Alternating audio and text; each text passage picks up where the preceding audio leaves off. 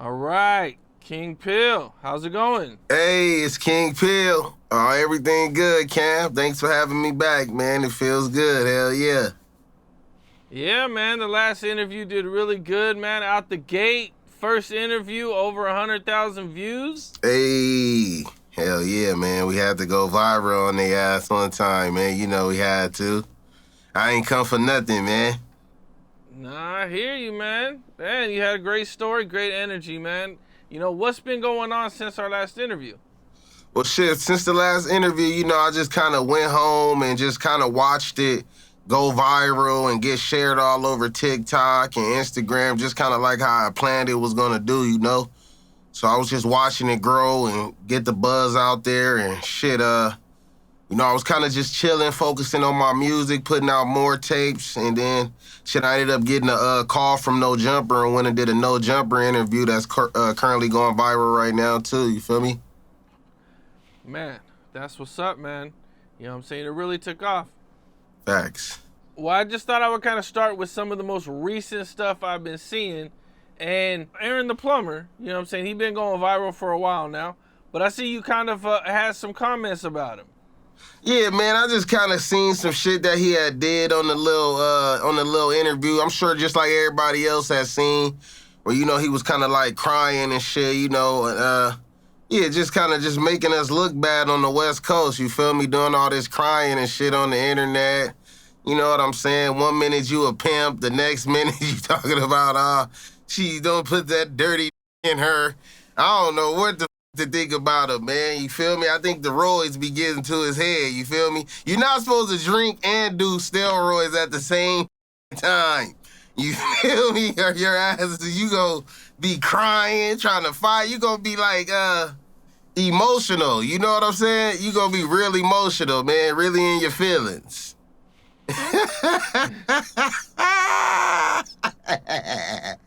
But yeah, I like that he liked to fight, man, because I like to fight too, you feel me? But hell yeah, man, that's pretty much it on that Aaron the plumber dude, though. Yeah, he just be crying and shit, man. You know what I'm saying? That shit funny as hell to me, bro.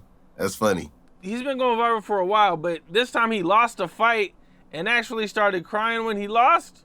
Yeah, well, I really never really paid attention to the dude. I used to just be hearing the name, and I used to be like, oh, Aaron the plumber. So in my head, I'm thinking it's a nigga who smell like doo-doo. You feel me? I'm like, this must be a nigga who be like climbing in and out of doo-doo tanks and shit. You feel me? But then I see him catching his fades, but then I see him with one of the homies, fammed him and had him crying and leaking. Then I see the nigga spit on him. I'm like, oh, man, what the is going on with this dude?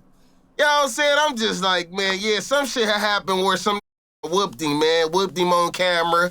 I seen a tranny fighting this on camera. That's why I'm like, man, I don't want no smoke with this. I just recently seen a tranny fight. I'm like, oh, man, this shit is out of control. You feel me? That shit crazy, man. Yeah, he was on there crying, man, talking about some shit, man. Talking about another man, and how you can see his, like, some shit, fam, about his porno shit. Something about a bitch, and he was crying and some shit, man. He done told the bitch that the over there freaking with another bitch. I'm like, this is so lame. He crying and telling. This is, I don't know, man. California, oh no, man. We ain't go, oh no, I ain't never seen too many do that before, brother. That shit had me a little, like maybe he was born out of state and then came into the state. That's what I'm thinking. Somebody said Oklahoma or some shit, man. I don't know. Somebody said he from another state, but he just claiming Stockton and shit, man. Because I know some real killers from Stockton, man. Shout out Stockton, man. Hell yeah. And I think I seen you wanted to fight him. Oh, man, shit, man. I'm ready to get active with anybody who trying to get active, you feel me? Any claiming they trying to get active, I'm trying to get active, you feel me? I'm trying to take it to the top. We can really take it there, you feel me? I don't know, the be crying and shit. I ain't trying to be having him crying on this motherfucker. Hit him a couple times and he get to crying around this. I don't want to embarrass it like that. And he used to be a Paru, man. Shout out to Parus, man. That's another reason why I don't really want to embarrass him like that. You feel me? Because a nigga just too crucial with these. You feel me? Yeah, man. I don't really want to embarrass the dude like that, but shit, you know. I mean, he is in shape though, you know? Yeah, that shit do matter, you feel me? I'm not gonna front and fake like being in shape don't matter. But shit, man, I'm like a veteran. With me, it's like riding a bike, you feel me? You'll never forget how to ride that.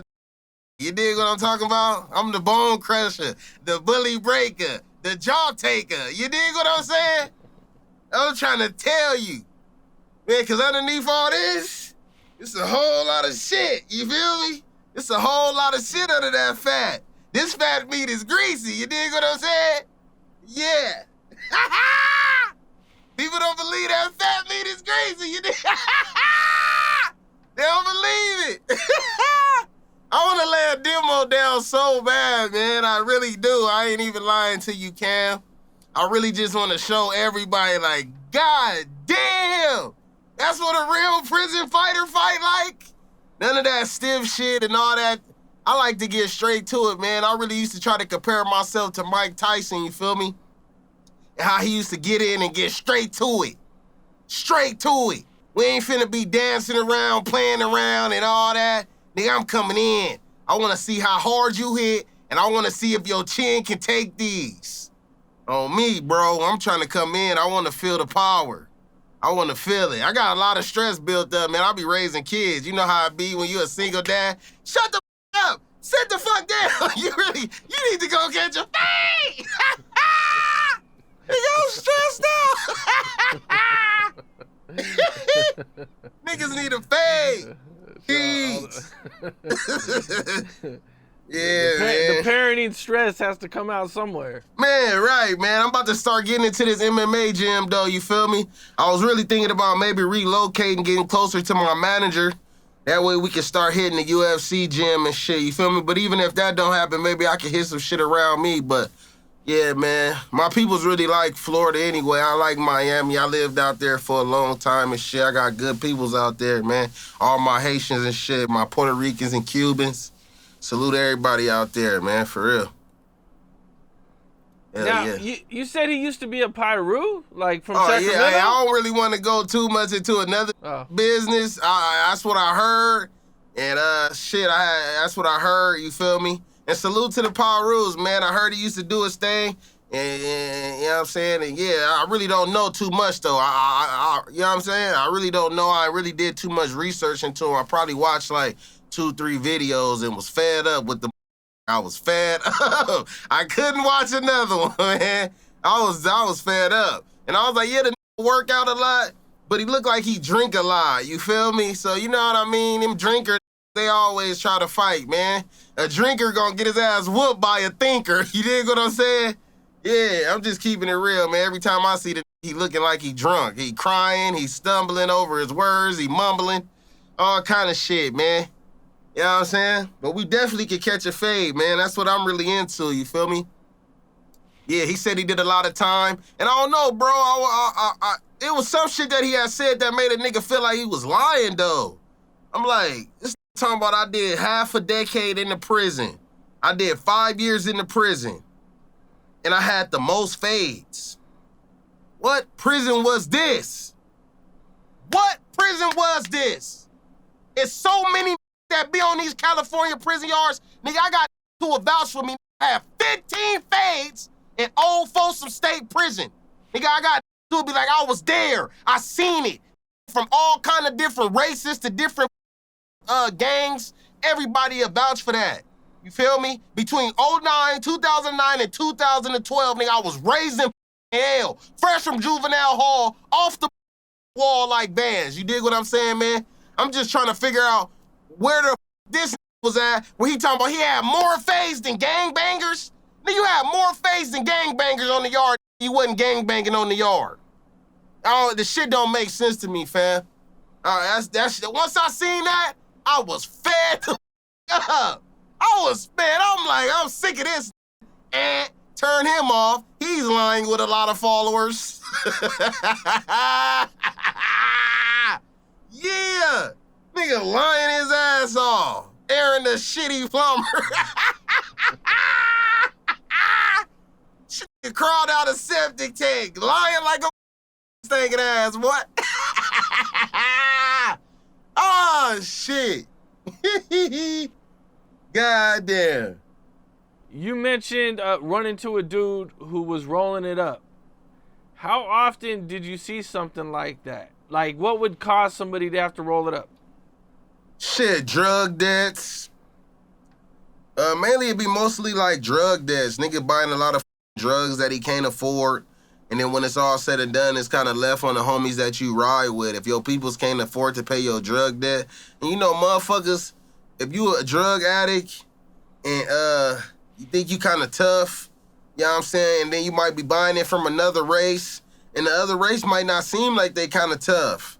But you got to understand that these is like this. Like, niggas, so if this ain't tough, these two niggas is. Like, you can't be trying to think you gonna get over on it. And a lot of to do that. They're by there. If somebody give them a GP and they keep offering and keep giving them like on drugs on GP, just on like good principles and thinking your ass finna come with the money later on, because that's what you saying. Oh, I'm getting commissary this day, I'm getting this day. You know what I'm saying? They gonna keep breaking you off until that day come, fam. And then they gonna even try to give you a little bit of leniency. And then they gonna go tell your peoples. And now everybody in your business, now the whole yard know you got a drug debt that you can't afford, you feel me? And you gonna have talking like, what should we do about it? How big is it? You feel me? Should we stab this?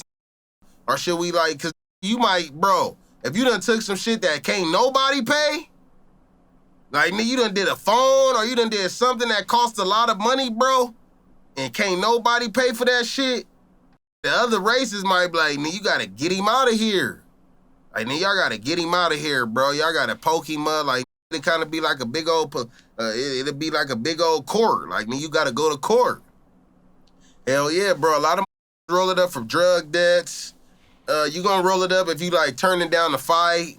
You feel me? If you don't want to fight with somebody and shit like that, and you know it's about to be on the yard, and y'all finna get yard down, might be trying to stab you, so the police gonna be shooting the gun at you. You know what I'm saying? It's just kind of like sometimes it's a lose-lose situation. If you done did some shit and is coming and you know you finna get stabbed up and the police gonna be shooting and they coming with tear gas bombs and they coming with pepper spray, like, nigga, your ass is gonna roll it up fast as a motherfucker. You gonna fill out that little paper like you going to the medical. You gonna be in the medical like, help me please, help me please. I am not leaving this medical office. I am not going back. Nigga gonna be hiding in the medical with the nurses, bitch. For real. Yeah, man, it's a lot of things that you could get rolled up for, man. Doing some weird shit. Might be sleep. If anybody say they hear weird noises coming from your cell, like your cellie is moaning and groaning, or you moaning and groaning, you might have to get rolled. Gonna do their research and might have to get your ass out of there. You feel me? Hell yeah, man. I done seen a stab him just because he farted. I'm trying to tell you, bro. He like, oh, you think that's a game? A little young-ass kid on the yard, like 19 years old. He on the yard. We all about to pull up bars. We out there with the OGs. We on some thugging shit. If you working out and you on some gangster shit, we thugging. But this little young, I don't know what he was on. You know, back in when I was growing up, a lot of them kids used to hit the yard on some jerking shit. Like some party shit, like it's called jerking, where they used to do the little jerking and little party skinny jeans, and they was hitting the yard thinking they was like at Kitty Land. You feel me? So one day we standing by the bars doing pull-ups. One of the little youngsters, I think he was a Crip. You feel me? I don't know if he was from up north. You got different bars. You might have Crips right here, the Bloods right here, the Hispanics, the others, but he was in the Crip line. And he had his little headphones on, and he was doing this little, you a jerk, I know. You a jerk, I know. I'm like looking at the nigga like, this don't know where he at right now. Then boom, he do a little fart on the yard, like a loud one, and kind of like thinking it was funny, like laughing about it. And I remember the OG that was standing behind him just had a face like I'm finna get this, bro, you feel me? And he kind of like hit him up like, oh, you think that's funny? Nigga, we call those mating calls. And here you is, and you in your ass. That's you telling me that it's hot and ready. That's what he telling him in his face on the yard, yelling at him. Hey, you ain't in no kitty jail. You farting in my face. That's turning me on. I'm like, oh my God. Like, super disrespecting this nigga in front of everybody on the yard. I'm like, God damn, bro. Yeah, man. And shit. So, shit, bro. And that's just kind of like where it went from there. You feel me? When we went inside the building, they said that OG stabbed him up. You feel me? I don't know if he took his ass or not. You feel me? But it was a whole nother story that I had witnessed when I was in that where OG was taking an ass. You feel me? Yeah, bro. Like, this shit ain't no game, bro. You gonna see all kind of shit, man. You gonna see lady COs walking past. Then you might have 10 right here standing in the shower, butt naked, bro. Then you gonna have 5 lady COs in that walking past like, nigga, it's like a porno, man. Like, nigga, they in they tight ass officer suits. Like, nigga, it's one small step from a porno scene, bro. If the lady COs bust their titties out, nigga, it's a porno scene at Old Folsom. On my mama, if I'm lying, I'm dying, bro. Any tell you, 3 building got the shower as soon as you walk up. The officer's desk is right there, and the showers is all butt naked. Ladies walking through, nurses, it's like one scene away from either a gay or a straight porno scene, man. I'm trying to tell y'all. So look, in the 3 building, this the worker building, man. So bam, when you come in there, every building is worker buildings on both sides. You got 2 sides and they both go up to 5 floors. But on the second floors is Fish Row. And that's like where all the newbies come. You feel me? So bam, it's called Fish Row. I went through Fish Row. Everybody gotta go through Fish Row. And this where your homies get to find out if you there. Like, they come over there and be like, oh, where this from? Where this from? You wear different colors until they release you into the main yard. You feel me? You know what I'm saying? So bam, I'm already past Fish Row. I'm on the 3rd floor now. So bam, a new bus come. And a new bus come, it was an OG that was like a few cells down from me on the third floor. He probably was like 4, 5, 6 cells down from me. He had a long ass mother. He had a big ass gray and black beard. Been down for like 38 years, fam. Did a murder in like 1970s. Killed 5 people in their house. You feel me? You know what I'm saying? Like on some brazy ass shit. He said he went to go rob their house because they was selling sherm. You feel me? And shit, nigga, he said he just started hallucinating and killed everybody like some crazy ass shit. And one day I'm walking down, it's about to be time for yard. And when I'm walking down the stairs, I see him right there, bro. He used to have like the big ass bifocal with the little beady ass eyes, bro, and the dirty ass dreads. He was standing right there at the 2nd floor. And they was, cause they was about to be coming back from chow. You feel me? I'm going to the yard, the new fish, we call them new fish. They going back to their cell. And the OG that's on the 3rd floor standing on the 2nd floor. And I'm like, you good, OG? He like, yeah, I'm good. Just trying to see who gonna be my next Sally. I'm like, okay, I didn't think about it. You know, I'm young as I'm like, okay, cool, bam. I go to the yard, you feel me? A few days later, it's like a little youngster in this cell, probably like 20, 21, probably like 19 or 20 years old. And the nigga probably was like 120 pounds, you feel me? 120, 30 pounds, bro. And he was just like a little youngster and shit. And I remember I had stopped by the cell and I'm like, oh, you got you a new celly, huh? He like, yeah, hell yeah. Like just acting a little different, you feel me? Like sitting on his bunk, kind of like rocking and shit, rubbing his knees. Yeah. I'm like, yeah. I'm like, what's up, fam? You good? He like, yeah, I'm good. Like, he just sounded like a real nerd, bro. He didn't sound like, yeah, I'm good, my. He was just sounding like a little kid, like, you know, bro, a lot of was in there for like little weird shit, purse snatches and shit, you never know, you feel me? He was like, yeah, I'm good, man. And I was like, oh, okay, where you from, bro? He was like, oh, I'm from Sacramento. Like, he talked it real clear, bro. He was like a black and white mixed kid or something, you feel me? And I was like, all right, for sure. So I really didn't have no interest to talk to him. I'm trying to see if he gangbang or something. You feel me? I'm active and shit at the time, retarded. I'm like, oh, okay, for sure. Like, he's a nerd. You know what I'm saying? That's just how I look at shit at the time. Instead of, like, trying to conversate with him. And I'm like, all right, y'all be cool. The OG still rocking on the bed like that. While the youngster on the top bunk kind of like standing over him, kind of like making his bed, like putting the sheet and shit on his bed. You feel me? OG still rocking like that. On me, bro, couple days go by, probably like 2 or 3 days go by, you feel me? I just see that the youngster be walking kind of slow, like, He walking slow behind everybody. I try to give him some advice, like, hey, man, keep up with the line, bro. Like, I'm saying, he like, all right, man, like, how you be doing this shit in here, man? I'm like, shit, bro, you just gotta do it, my. Come on, you feel me? Bam, we walking and shit. Bro, one time I'm about to go to the yard, bro. I'm really not even supposed to get out. My celly's a worker. So if he taking breaks from behind where they making license plates, he could take a little lunch break sometimes and they'll let him come pop the cell open. And when they be popping the cell, he be wanting his privacy time, you feel me? So he be like, nigga, go try to go outside, go to the yard or something. Bro, I already got my bag ready. Everybody quiet, everybody at work on this tier. This the working building, bro, 3 building, Old Folsom. They got walk out. Everybody gone on the tier. You can walk past and just see cells clean, nice and clean, empty, posters, pictures all on the wall. You can really be looking at people's shit while they gone. Bro, this time I'm walking out, on my way, about to get past the OG cell, you can hear, I'm like, what the bro, I look, OG got the from the back with the knife to his throat, and his ass is out. You can see that the kid ass is out. The kid face is facing me. He like this, with his eyes rolling in the back of his head and his hands like up like this. And the OG has got the knife and hit, you can see this part of him and the knife to the youngster neck, and he pulling his hair like this from the back. Got him like this with the knife. And the kid like, Bro, I'm like, OG. He like, mind your business, youngster. I'm like, oh shit, nigga, I just got on, bro. I'm like, damn, OG in there and shit out that young, bro. Like, bro, nigga, I was scared.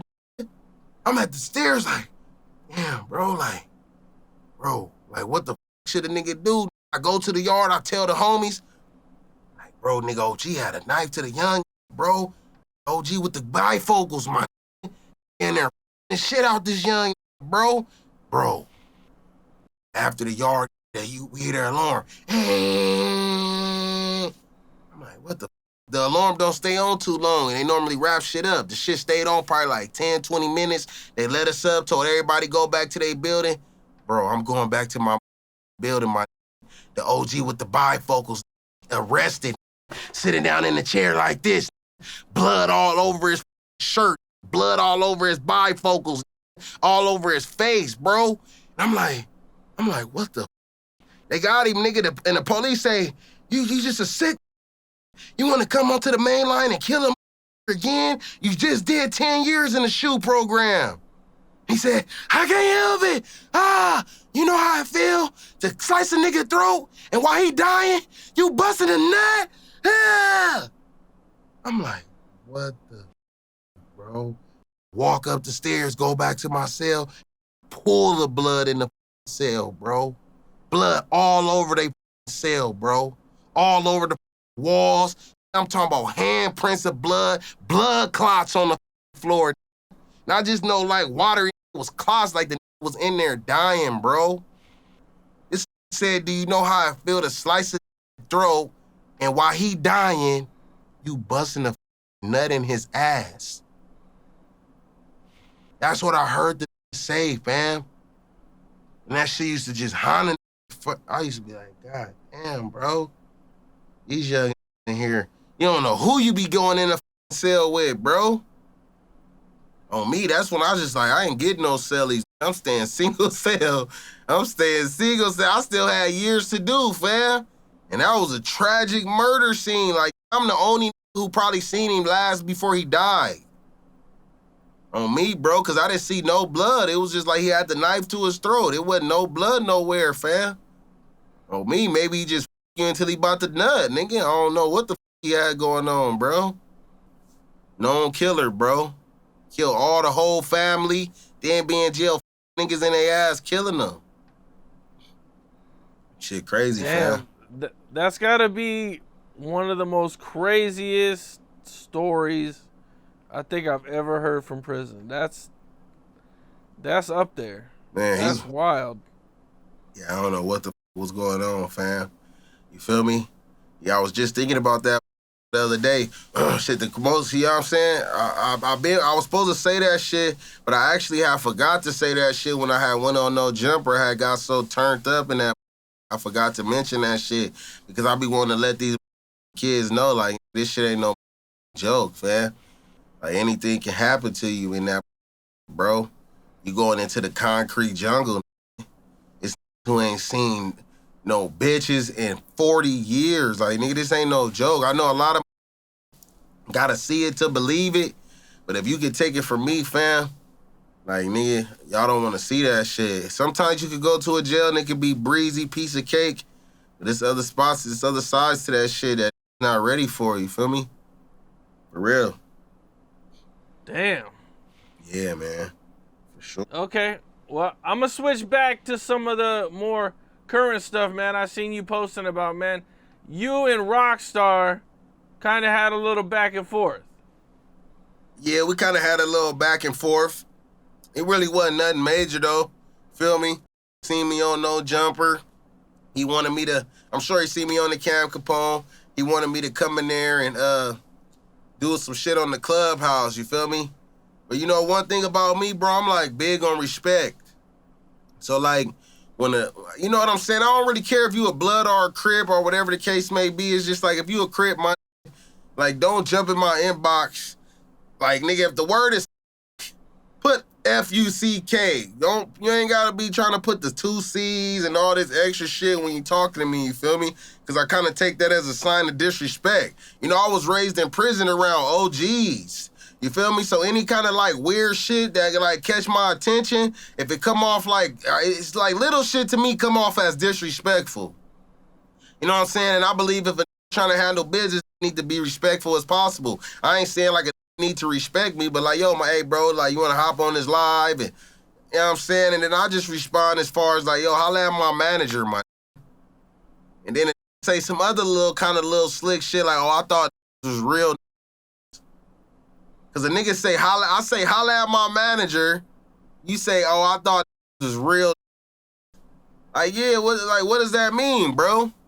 I don't understand what you mean. Like, if you got a manager and not a real, you know what I'm saying, fam? Like, nigga, I'm busy. I'm over here creating shit. I'm over here doing shit. Don't get in my inbox, you know what I'm saying, trying to, like, have me do you a favor where you get your little views up and your little shits is going through the roof.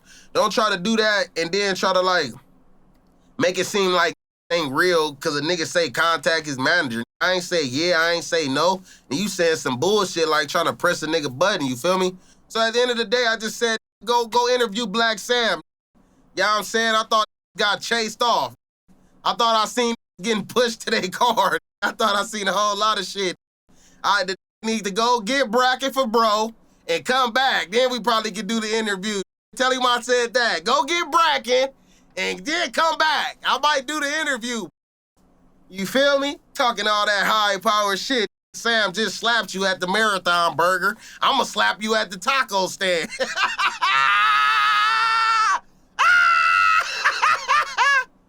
got slapped at the Marathon Burger. He didn't even get to see what the burger tastes like. He had to come back another day and go through the drive-thru. Stupid ass dude. Stupid as hell. Yes, Hershey. Yeah, man, that's pretty much it with him, though. Got him out the way.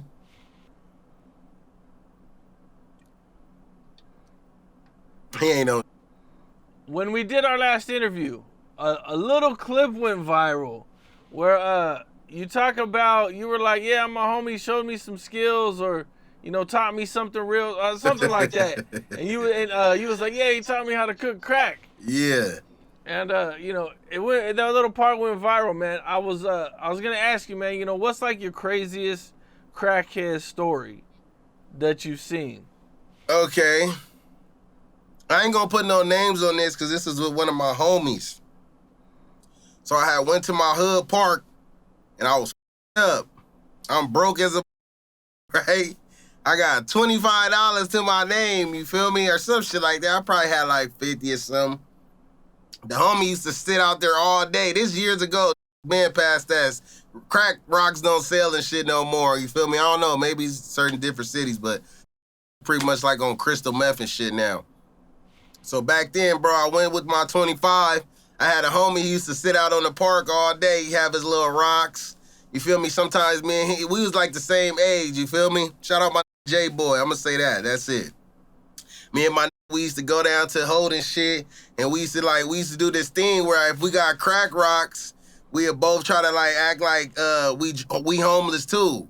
So we address like we homeless, and we'll be hanging around the homeless people and just let them know we got the rocks. Like if they don't need to go nowhere farther, we just right here with y'all. You feel me? So we dress like we homeless too. You feel me? So that's how we used to be getting away with shit. And one day I had went to he was in the park, and I had gave him a 25 for a $50 double up. Like off the 25, you're gonna sell little rocks and you're gonna make your little 50, you feel me? The other homie right there getting faded, he right there, his auntie right there, like more his family is right there. Like they doing a little picnic at the park type shit, got the little table sold up and shit. So bam, I get the shit from the homie. Now I'm chilling with the other homie. Me and the other homie gang sliding. This is my older homie, so I let him drive, you feel me? Cause he know the set more than me. He showing me around, you feel me? Like, you know, getting my feet wet and shit. So we gang sliding and shit. So I'm waiting on him to get done doing whatever he doing. I got the little $50 double up in my pocket.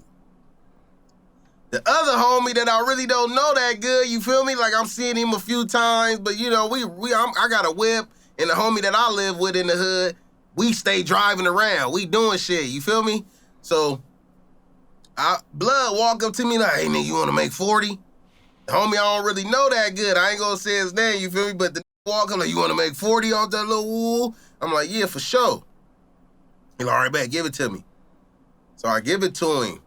Mind you, he a little older than me, and his brother got major say-so in the section, you feel me? But to me, I'm brazy. So at the end of the day, I get his the money. Now, I get his the rocks. This give it to his auntie. And I'm watching the whole thing. He like drunk. He drunk and he handed it to her.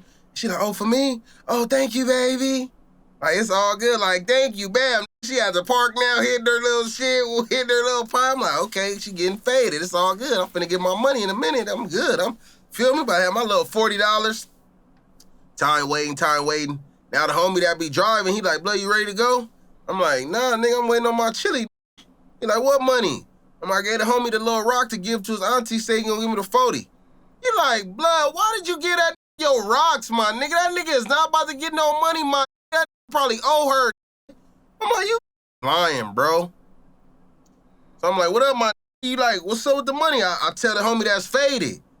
This acting like he too faded now. He like, hey, ain't no big deal. Like, I'm like, what? Like, ain't even making sense. So I go up to the auntie, like, auntie, what's up? Auntie, like, you know what I'm saying? Where the 40 at? You feel me? She like, 40 for what? I'm like, for that rock you smoke, you feel me? Like, that was my rock, you feel me?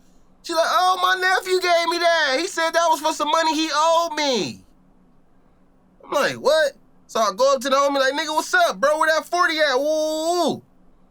Nigga hop up, like, say something. And, I'm really like not trying to start problems in my section, you feel me? Like, I never been the type of person that be trying to start problems, like, inside the car. Like, we homies, you feel me? Like, I'm gonna try my best not to fight you and do what I gotta do, just as a real homie, you feel me? So long story short, I'm like, oh, this done got over on me, you feel me? So in my head, I'm just like, I'm gonna take an L, blood. Lesson learned. And the faded, right? So I'm like, you know, faded. He ain't sober. I'm gonna give him a pass. Whatever. I got the whip. I'm with the homie. We just went shopping. Whatever, blood. You feel me? I really just lost 25. It ain't nothing. Whatever. Bro, we get ready to take off. Now we shake me and the homie that's finna leave. We shaking everybody's hand, telling the homies like, all right, blood, we'll be back up here later. The homie go up to the that I gave the rock to. Blood, shake his hand. Boom, do the hood shake. I go up to Blood like, all right, Blood, you saw good. Like, I'm finna shake Blood up. This nigga kind of like, do that. I'm like, all right, Blood, for sure. This nigga say, I'm like, what? I'm like, all right, nigga, I need a fade now. P-Funk, I need a fade. Get up and give me a fade. He hop up like, all right, but you can tell he faded, though. I'm like, nigga, come in the bathroom. Nigga, we finna get down in the hood bathroom on peace. He like, all right. Nigga, we walking towards the bathroom. The homie that drove up with me, he jump in the middle. Like, nah, y'all ain't finna fight, nigga. Y'all two fight each other. Y'all gonna have to fight me after. And at the point, I'm already turned up. I'm like, I'll fight you after, nigga. He like, hey, blood, I'm your big. Calm down, like, chill out, bro. Whoa, whoa. I'm like, all right. Bam. So he kind of alleviate the situation. I take the L of the $25. We get back inside the car. And we driving off. And the homie just start busting up laughing while he in the driver's seat. He like, ah. I'm like, what the funny? He like, you was finna get your ass beat. I'm like, I was finna get my ass beat. He like, yeah, nigga, bro, if I would've let you go in the bathroom with that on Sherm, he wouldn't have felt none of them hits you thought you was finna be hitting him with. I'm like, would've felt these. I don't feel these. I don't give a if you on Sherm, Worm, Perm, Kerm. Your ass gonna feel these. I'm gonna put your ass down. So yeah, though, that was just the wildest story I had selling crack. I ain't really, after that, my crack selling days was kind of over with. I'm like, man, I'm with something now. This is some bullshit. You know what I mean? Yeah, fam, I had to take another route. You feel me? Had to figure some other shit out. You dig? I hear you. Okay. You know, you just posted an old mugshot. Yeah. Where you had a big P right here. Yeah, man. I used to be a different kind of person, man. You know, I was living in Arizona. I had just moved out of California. Yeah, I just decided I needed a change from being in Cali all the time. You feel me? And I was on an ankle monitor. You see, my hood is different. My hood not like 4 extras in them hoods where you could be on an ankle monitor and still be having you come around. You feel me? Because I was one of the generations where the ankle monitors start having a little speaker box on the side where they could call you and be like, hey, yo, your monitor is getting low.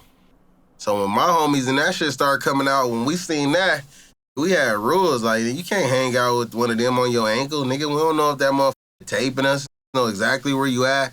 Like, man, we got different kind of politics where I'm from. So, you know, me getting put on that monitor just kind of like had me getting to the money and shit. So I started getting more money. I started traveling to San Diego and doing little shit. And I was like, you know what? I'm going to make this shit like a full-time thing, getting money. I went to Phoenix, had me a little cheap apartment and shit.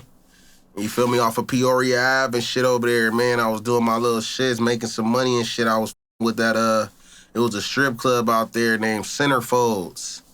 I used to be tearing their ass up. It was 18 and over bitches in there. On this side, it'd be 18-year-old bitches and 18 to 20. And they be in there butt naked. You in there, that's the butt naked club. Then you got the other side of the club, 21 and over. Bitches be in there just topless. I used to be on the butt naked side, having all the bitches in Phoenix, Arizona. Used to be on nuts. So I used to be with strippers a lot. You feel me? Oh, peace. Sometimes I used to leave out that with like 3 bitches and not me paying them or nothing. Like, we all going to the crib, had a big ass condo, had a big ass like condo in Mesa, Arizona. You know, I was really Phoenix up, man. Hell yeah, got arrested and shit. Okay. What all happened when you got arrested? Can you talk about it? I mean, yeah, shit, I really don't want to talk too much about the little shit, man. Basically, when I got arrested, they was trying to put, like, some shit together, man. They was really just trying to say that I was the Arizona serial killer, you feel me? That's what they was trying to, like, proclaim when they had me inside the interrogation room. You know, I fought that shit for, like, 2 years. You feel me? But they really never had no evidence and shit like that. It was a few little shits that happened. And, yeah, bro, but they was basically trying to say, like, if I was the serial killer of Phoenix, Arizona. You feel me? They was taking pictures of my vehicles. They was doing a lot of different shit. They raided my crib. They took a lot of extra clothes and shit out. They was trying to just match up. It was a dude that was going around killing everybody, you feel me? And when I had got into it with somebody at the 7-Eleven, later on that night or something, I think they came up dead or, like, shot in the head, you feel me? But I didn't really have nothing to do with that. It had something to do with the situation that happened earlier. I didn't know where they lived. You feel me? I was just at the stove. I didn't know that they lived around the corner from the stove. Our shit happened broad daylight. Then some shit happened to them later that night. And when they came and got me, they like, oh, nah, we believe you been driving around here shooting random people. I'm like, shooting random people? Yeah, bro, it was just like a crazy ass thing. It was like a car that matched my car on camera. It was like, damn, you know, they never found that dude, you feel me, that was going around serial killing people, you feel me? But shit, I used to just be like, I'm in a strip club. A lot of my alibis matched up. You see me going in and out to strip clubs and shit. But yeah, though, some lady ended up getting shot in the head. Some dude got shot like 4 times in the chest. You feel me? You know what I mean? Cause shit, you know, yeah, bro. It was just an unfortunate situation, you feel me? What happened when you ran into him at the store? Well, shit, we just kind of like seen each other and we kind of make eye contact and shit, bro. I just remember he was staring at my face extra hard. And me being in prison, I had the same kind of tattoo I didn't have all the shit on the side. I just had just the red P. That's it. I didn't have nothing else on the sides. Just the big ass red P. And one time, and just know being in prison, you having the red P, when they stare at your face, you automatic. Like we had this thing when I was in Old Folsom. All the Damus know. It was this thing that we used to be saying, like if a staring at you, you be like, you know me from somewhere? Nigga, you need that or something? Where you know me from? Like it's something like that used to just be stuck in my head. Like it could be 10 crip walking by and I might just be by myself leaving medical. And if one of them looking like what that nigga got on his face, nigga, you know me from somewhere? Oh no, I was reading your tattoos. All right. Are you trying to immediately turn up? So I kind of like did that, but it was like at a lower level because I was already out probably like 2 years, maybe a year and a half. It was like 2016. I just got out from doing my little time in 2014. So when I walked past, I'm like, what's up, my nigga? You know me from somewhere? He like, oh, no, I was looking at your tats. I'm like, all right, Pa Rudo. You feel me? I really shouldn't have did that. You feel me? Had peoples in the car and shit with me. I shouldn't have did that. I wasn't all the way, like, rehabilitated yet. I was still kind of, like, working on the shit. You feel me? And then shit, when I got outside, he was outside with his girl in the car. And when I got back to my whip, we had a few words and shit. But you could tell the way he was, like, holding his pants, like he was on that.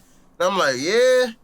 And then shit, you know, drove away from the 7-Eleven, and then the shootout happened, you feel me? And then shit, later on that night, I guess somebody went to that house and popped him up, and his girl got hit in the head when they was walking out. Finna leave and go somewhere. It said in the news article they was leaving out their door. You feel me? So the police kind of like, I guess he told somebody he got into it with somebody at the 7-Eleven and some shit had happened. So bam, that's what they went off when they came to my spot. They based it off of that. That was, I guess, the motive. But yeah, bro, I said that I fought that case for 2 years. You feel me? And shit, nigga, I'm here. You feel me? I had nothing to do with that shit that happened later. Maybe he was getting into it with a gang of people. But they came and got me the same day.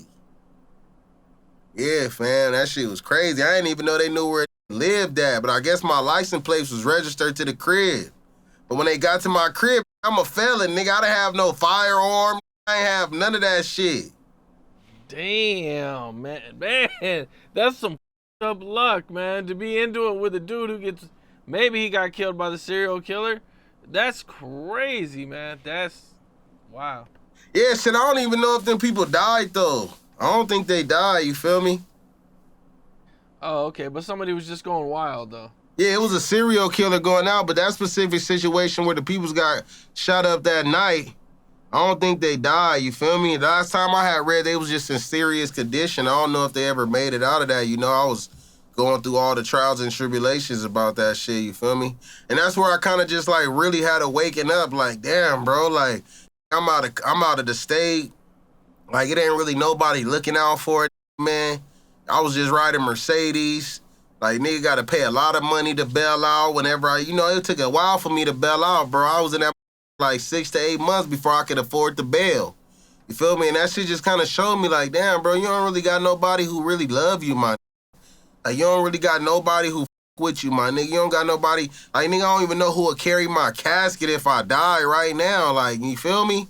And I don't know, you feel me? Like, I was getting into it with my homies at the time about money. It was just a lot of little shit going on, fam. Like, cause I ain't one of the just gonna take money. You feel me? Nigga, I'm gonna take it there. You feel me? But if a come with a good game plan and we got a good game plan, I invest with you cause you my homie. But nigga, like, nigga, I'm brazy. Nigga, I'm gonna shoot it out every time. You feel me? So that was just basically the moral of the situation. I was inside the jail and I was thinking about that. Like, damn, damn, nigga, you gotta make a change, bro, when you get out this situation you in. I knew I was gonna get out because I knew I didn't do nothing, you feel me? I'm like, man, I ain't got nothing to do with them people. That nigga probably was beefing with 100. You feel me? I wasn't the jumping out his bushes when he was coming out his house. You feel me, nigga? I'm probably at the strip club. Getting my goods. Yeah, man. That was a brazy situation, though. Yeah, man. You know what I'm saying? Just brazy life. I think the most viral part from our last interview was the stuff about 4 Extra. Now, 4 Extra gets locked up on his hood day. Man, I'm going to say this and I'm going to leave this at this, right? This,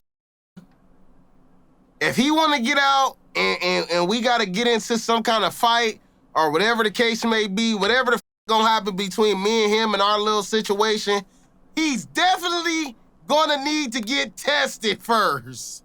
Cause I'm starting to think that he got a wife in that. He getting his hair braided in that motherfucker. He always going back home early. He gotta make sure he's there for dinner. Shit, I don't know what's going on around that motherfucker. I mean, shit, I understand him being dedicated to his situation, but goddamn, the nigga ain't using his noodle. You know what I'm saying? You feel me? Shit, I don't know, bro. You know, you gotta go through a lot of shit. But I know where he coming from, though. You feel me? You like, I was just in the pen. Nigga, I was about to do life. I already thought I was doing life. I already thought I was over. These little ass months of going back in the county jail, my name ringing bells. Nigga, I'm a hood celebrity. I understand it. I get it, nigga. I get it. But, nigga, you might have a wife in that. Yeah, ratchet. Yeah, dirty bastard. You might got some freaky shit going on out there. I'm gonna have to figure it out. He gonna be back and standing in front of the county jail. I'm back. You better ride. He don't do none of that when the police arrested his ass, though. Hey, can I get my keys? Hey, get my keys. Can I get my keys? Acting nice as hell with the police. I'm back. Hey, can you get my keys, please? Dumb ass. Stupid as hell. You should have went to your little hood day. Yeah, I ain't gonna say not to. Go enjoy yourself. That's what you used to. You feel me? To live and die in L.A. Do your thing. Hell yeah. But shit, the money was calling you. You know what I'm saying? I mean, you know, morals over money. You was in your hood, you doing your thing. You ain't have to keep hanging out all day. You is on the monitor. Take your ass in the crib for a minute. Go out again later. Something, nigga. You could have beat that, though. You could have avoided that. You could have been out here getting your little money. Shit, it is what it is, nigga. What'd you think about his story about him knocking someone out and then another dude putting the peanut butter in him? Man, you know they had to be helping each other, man. That sounded like that was just a freaky-ass, kinky-ass situation, man. It sounded like them was making a hood porno in the jail cell, man. They should have recorded that shit, bro. You know it take 2 to do it. That's what I'm always tell people. Y'all gotta understand. When come with this kind of scenario, this is premeditated. You know what I'm saying? Your homie is standing at the door with the peanut butter on his nuts. So he gotta pull the peanut butter off his nuts. And while you knock the nigga down, open his ass, your homie come pull the peanut butter from under his nuts and start smearing it all in his asshole. You feel me? It's like a two-man thing. This is not something you can do by yourself, kids. I'm trying to tell y'all. What goes into a fight with a peanut butter packet in his pocket? Nobody, bro. You don't know if you finna lose. You know what I'm saying? Or win. It take two, my. That's why, bro, any doing that shit is they got some. That's why I said might have a wife in there. You feel me? It's freaky as a. You got a with his ass hanging out and peanut butter dripping from his asshole. When the did that become legal in prison, man? When the did that become legal behind the walls? When did gangsters start doing that? This shit's starting to pop out 2025. Saying weird ass shit, bro. I really feel like trying to be funny and trying to disrespect and, but nah, bro. Any doing that shit is creeps. They weirdos, lames, losers. You feel me? Type of nigga that'll go back the same day you get out. Putting fingers in assholes. The buka buka. You heard what Brick Baby say? He's a dookie hunter. You heard of that? A who will hunt your dookie? I never heard of that. Yeah, bro. They'll come and put their hands in your ass. If they know you got weed or tobacco, anything that you done came in, if they figure out you done snuck some shit in, bro, they'll put their hands in your asshole. They'll have you sitting at the toilet, and every time you get some doo-doo that come out the toilet, they'll be all digging in your boo-boo. One be having you at the toilet at knife point, and one standing at your asshole, trying to make you shit. And while you shitting, bro, they putting their hands all in your shit, trying to grab the weed out, grab a lighter, whatever you brung in. If you know you was about to turn yourself in or whatever the case may be. It'd be called dookie hunters.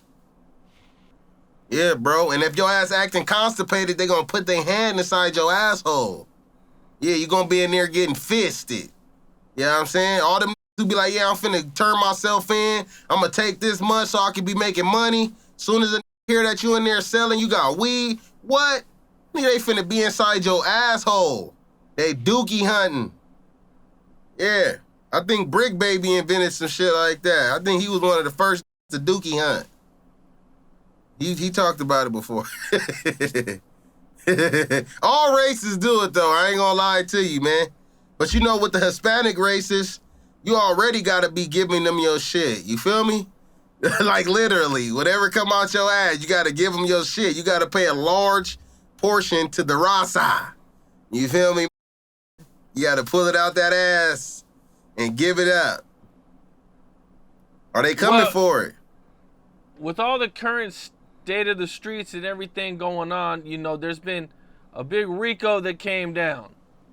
Big U, Brick Baby, Loose Cannon are the main ones that were arrested by the feds, man. What was your first reaction when you seen the news? Okay, look, I'm gonna start off with this. Salute to Big U's son, man.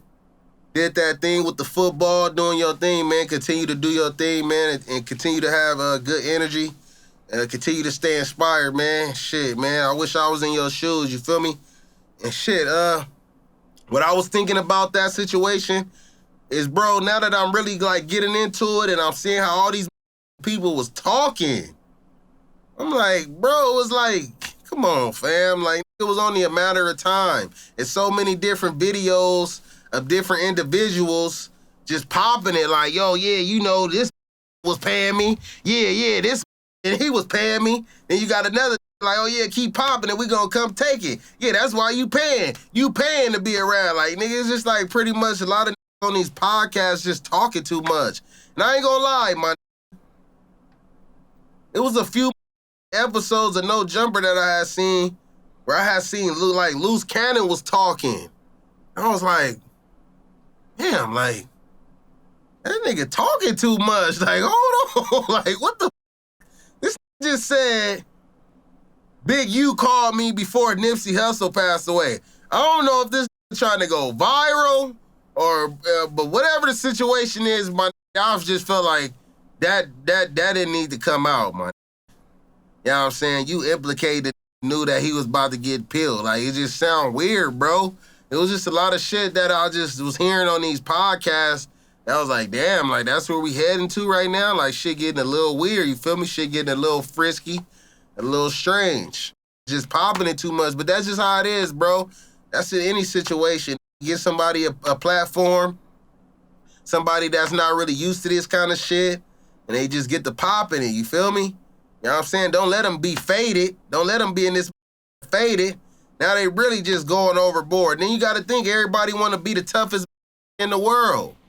You know what I'm saying? You want to be the toughest in the world. You want to tell all your business, your hood business, all the shit that's going on. You want to mention who paying for this and who getting extorted and all kind of little shit, bro. You know what I'm saying? So, you know. But salute Big U, man. He was doing his shits. He was, handling his business. Made a lot of money. You know what I'm saying? And shit, salute everybody that's doing their shits and making money, man. I ain't trying to just salute one individual because, it'd be a lot of people who probably not feeling that individual. But shit, with any that's getting money, no matter if you got to get in the mud and get it out the mud, shit, salute. Salute, man. Hell yeah. Man, what I was really surprised to see, man, is you kind of had like a falling out or situations with the Baby Stone Gorillas. Oh yeah, man, shit. It was an old situation and shit where some money and shit had came up missing. You know what I'm saying? I really don't know. I can't really say it's all the Baby Stone Gorillas, but I done already took it so far as dissing. You feel me? That shit is it's pretty much that's what it is, but I really don't know who took my chili beans, you feel me? My money came up missing. It was from a page that don't have no, main, you know what I'm saying? It's like, they all different people in the group, and it's a page that just, supports their whole group. It's not just, one specific artist, so, I sent some money to that situation, and my money came up missing and shit, so, I was gonna let it slide again, you feel me? Because I thought maybe I was in the wrong, you feel me? As me being a homie, I said free Blueface, he a Crip. And I did forget the politics, you know what I'm saying? I wasn't really thinking about that type of situation. I'm just thinking I'm really actually looking out for my homies. I'm giving these young blood money. By me saying free Blueface, that's not making Blueface more financial, you know what I'm saying? That's nothing, bro. I only had 100 followers at the time. 136 followers. Nigga getting 10 views in a story. You know what I'm saying? So I just feel like took advantage of me. Seeing I said free Blueface. I had a big ass chain at the time. I spent 5 racks on that. And I was really playing the song that Blueface say where don't got on no chain, got on a necklace. You feel me? Ain't wearing no real chains. They wearing little ass chains. So I basically was just feeling the song, and I said, free bro. I get back into the inbox. Mind you, I'm lining up shit. I'm trying to get all kind of my homies on this shit. You feel me? I'm trying to build some empire shit. I get back inside the messages. All our messages deleted. I'm blocked from their little main page. I'm like, what the f***? Blocked it? And in my head, I'm like, this some bitch ass shit. Ain't no say oh, I'm taking you nigga, I'm taking your money. You said free that. Nigga ain't even give me a chance to send you the other 250. I still owe some money. Just block me in your feelings. It's probably because you a low level rapper. This a big level rapper. Who knows what the was going on? But you stop acting like whoever took that money. Stop acting like you out here really catching bodies, man. Stop acting like you driving through the schools and really out there with your tools. Be real with yourself. You ain't probably never even been to the pen. Don't even know you for spinning.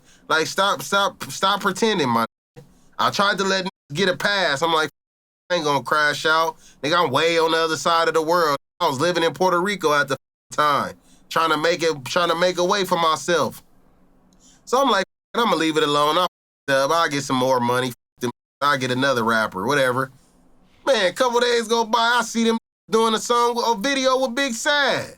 Right after he was on No Jumper with the paperwork, interrogation room, talking, telling. I'm like, these get mad because I say free Blueface, take my money, block me, then go do a song with a Crip that's telling? Big Sad got a locked up doing life. If he ever hit the yard, they gonna stab him with a knife. You feel me? So I was in that motherfucker tripping, you feel me? I made my little diss songs and shit.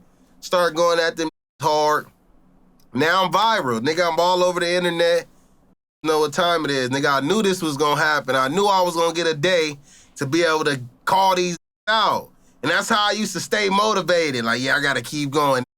Bitch ass took my money. I'm gonna get up there one day. Gonna know weenie ass took my chili beans. The real homies gonna know. And a lot of homies got similar stories. Ain't showing no homie love, nigga. I'm gonna bring back this homie love. Niggas ain't doing that shit, nigga. Niggas come, tap in with me for a feature. Working with them.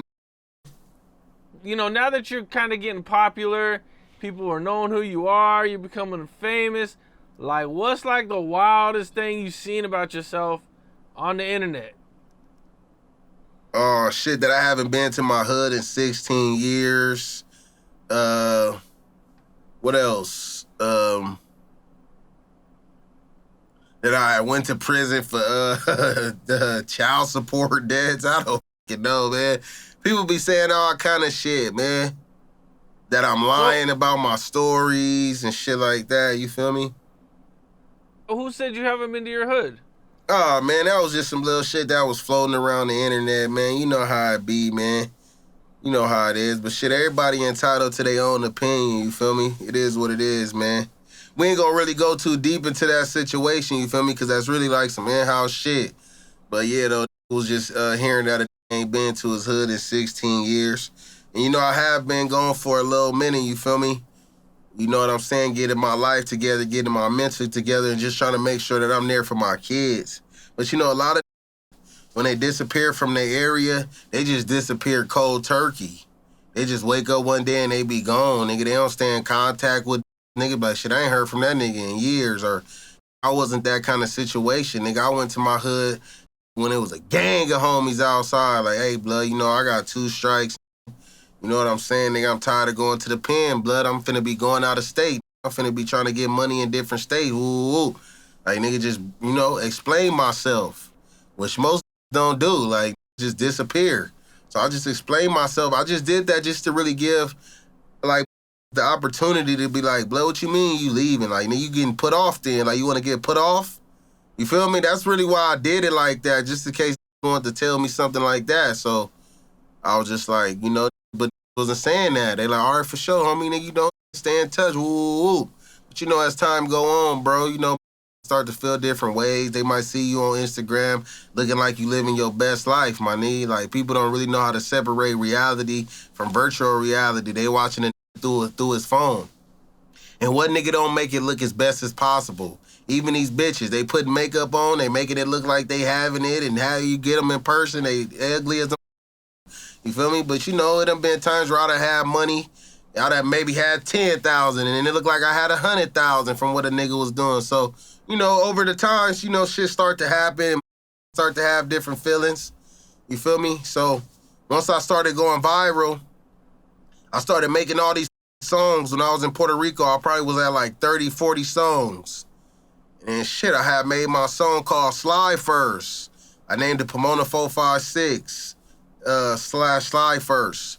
And I just remember, bro, I went outside, I was working out already. And in the middle of me working out, the song popped up in my head. Who wanna join the gang? Gotta slide first. And I told my bro, come out and record it. And I ain't had no shoes on or nothing. I'm outside doing burpees, about to get in the shower, getting ready for bed. On me, bro. Did the video, put it up, and it went viral. I'm like, damn, bro, me telling stories about how I used to ride around the hood these years ago. You feel me? Like, maybe like 4 years ago. I'm telling a story about what I did. And this shit going viral. And I just really wasn't expecting that song to go viral, you feel me? So, you know, just being a real like I am, instead of going to like another state where push this same 456 and doing a video with them and making it look like this is my hood where I'm from, and you know what I'm saying? Instead of putting on a facade, I take my ass all the way back to Cali on the airplane, get off, go straight to the hood by myself, surrounded by all these young, old pulling up, everybody pulling up, act like I was just there yesterday. Act like I was just there yesterday, bro, because how real of a I am. I ain't never been in the hood disrespecting OGs, OG ladies, OG homies. I ain't never been in a position where they even considering giving me a DP. You feel me? I ain't been in no DP conversations, no freezing up, no turning shit down. I ain't never been in those kind of situations. So when you pull back up, you feel me? You nigga got a good name, bro. So a nigga was just receiving the love and shit. You know, we shot a couple videos, got back to his crib. Shit, it was all over the internet. I ain't been to the hood in 16 years. Nigga, I shocked the out of me. Had me rolling, cause 16 years ago, nigga, I'm like 16. So shit, it is what it is, man. You know how shit just be happening, man. It's just a part of when you becoming successful, you feel me? That's just what happened, my nigga. You gonna have all kind of shit swimming around your name. But you ain't gonna never have no get on here and actually say, he seen me turn a fade down. He seen a beat my ass. He seen me tail on a nigga. He see me not shoot by chopper. He see me freeze in the middle of action. That's one thing you not gonna have a get on here and say, like the rest of these other. So if anything ever heard was completely lies, completely made up, not true, fabricated. You feel me? I'm really like a young, well, to myself. I was always taught to do shit by myself, man. So if a nigga be like, man, that nigga ain't nobody, that nigga ain't never killed nobody, that nigga ain't never shot nobody. That's what I want you to say. That's what I want you to say. The niggas who put me around my habitat, nigga, you do shit by yourself, man. Do shit by yourself. Go get jiggy by yourself. You don't need a car full of man. You feel me? On me, bro, you don't need that, man. You got a gang of killers with you. You got a gang of killers with you when you got that pistol. You got 17 to 30 heavy hitters. They hitting you with 300 pounds of pressure. You got all defensive linemen. You don't need nobody with you, man. That's how I was raised. So when a nigga get to popping it and thinking he got more hats and more kills, yeah, be real. Be real with yourself. Yeah, nigga, the bully breaker. Nigga, I done been doing shit every state I lived in, bitch. Yeah, shootouts. Gang of them. Yeah, yeah, man. Type shit. Facts. Okay, you know, I wanted to get your take on another one of the current events going on, man. Did you check out the Mo 3 situation with Yella Beezy? Oh, yeah, I kind of did check that shit out. Just a little bit, bro. You know, I'll be so busy posting these ads and trying to keep myself going, you feel me? Like, it's everyday working process. Like, it don't take no days off. So it's like I'm working all these different social medias, you know what I'm saying? And so sometimes I get little clips and glimpses. But I mean, shit, I probably could be able to answer your question. I've probably seen enough. What'd you think of the video of Mo 3 that they released? See, at first I'm like, damn, blood, like, why you stop the car? You feel me? That's what I was first thinking, like, why you stop the car? But then I'm like, okay, if a playing with me on some road rage shit, trying to get me to crash out, and I know I got my yicky over here, well, I'm thinking I got my yicky over here, and yeah, maybe I would have pulled over and tried to get it out to just, like, get it from playing with me on these car shit. I don't know, fam. I don't know how I would have did it, you feel me? I was just thinking, like, damn, why he pulled over? Then I'm like, damn, he ran over to the other side of the thing to get his pistol. I'm like, damn, it was too late. Like, I didn't know that the pistol wasn't there no more. You feel me? And then I was thinking, like, maybe I would have ran and jumped off the side of the bridge, like, nigga, risk it all. They, grab the bottle, falling off the side of the bridge. Take my own self out before I let her take me out. You feel me? So that's what I was thinking. But then I'm like, shit, this probably high. He probably just got some. He probably like thinking if he run towards traffic, that they wouldn't be shooting towards traffic. I don't know what a nigga, bro. You getting a chopper popped at your ass, man. I done been chased down. You know what I'm saying? You know what I'm saying? So I know how it is, nigga. You just on the move. You don't really know what the fuck to do. That's why you gotta be keeping it on you, man. Oh, peace, fam. Y'all gotta keep that shit on you. You know you out here beefing with these peoples and peoples is having money. You gotta be ready to take that case, man. Before you trying to hide the pistol. Oh no, I heard the pistol probably fell off his lap while he was driving. I done heard so many different things, but Shit, when you one of them boys, my nigga, you gotta take the risk, my nigga. Do what you gotta do to stay alive, my nigga. This shit like a lottery ticket. Don't want to lose this lottery ticket, my nigga. If that mean you gotta be in the cyber truck or you gotta be having armed security guards, stay on top of your shit, my nigga. Y'all think this a game, my nigga. Y'all think this a video game, nigga. This shit is real life, my nigga. This shit ain't no joke, bro. You know what I'm saying? That's it. You feel me? Salute Mode 3. Rest in peace, nigga. Nigga, shit. Man. That's it, bro. So many getting chased down. But the thing that's me up is all these is getting caught, bro. Every nigga that's been killing these, it ain't been no celebrity murder without the getting away, man. All these done got caught, bro. Who just did the shit in Memphis with Sauce Walker, caught. Who did it that shit damn, what's his name? Julio Fulio, caught. Who did that to Mo 3, caught. Like, nigga, these is getting caught.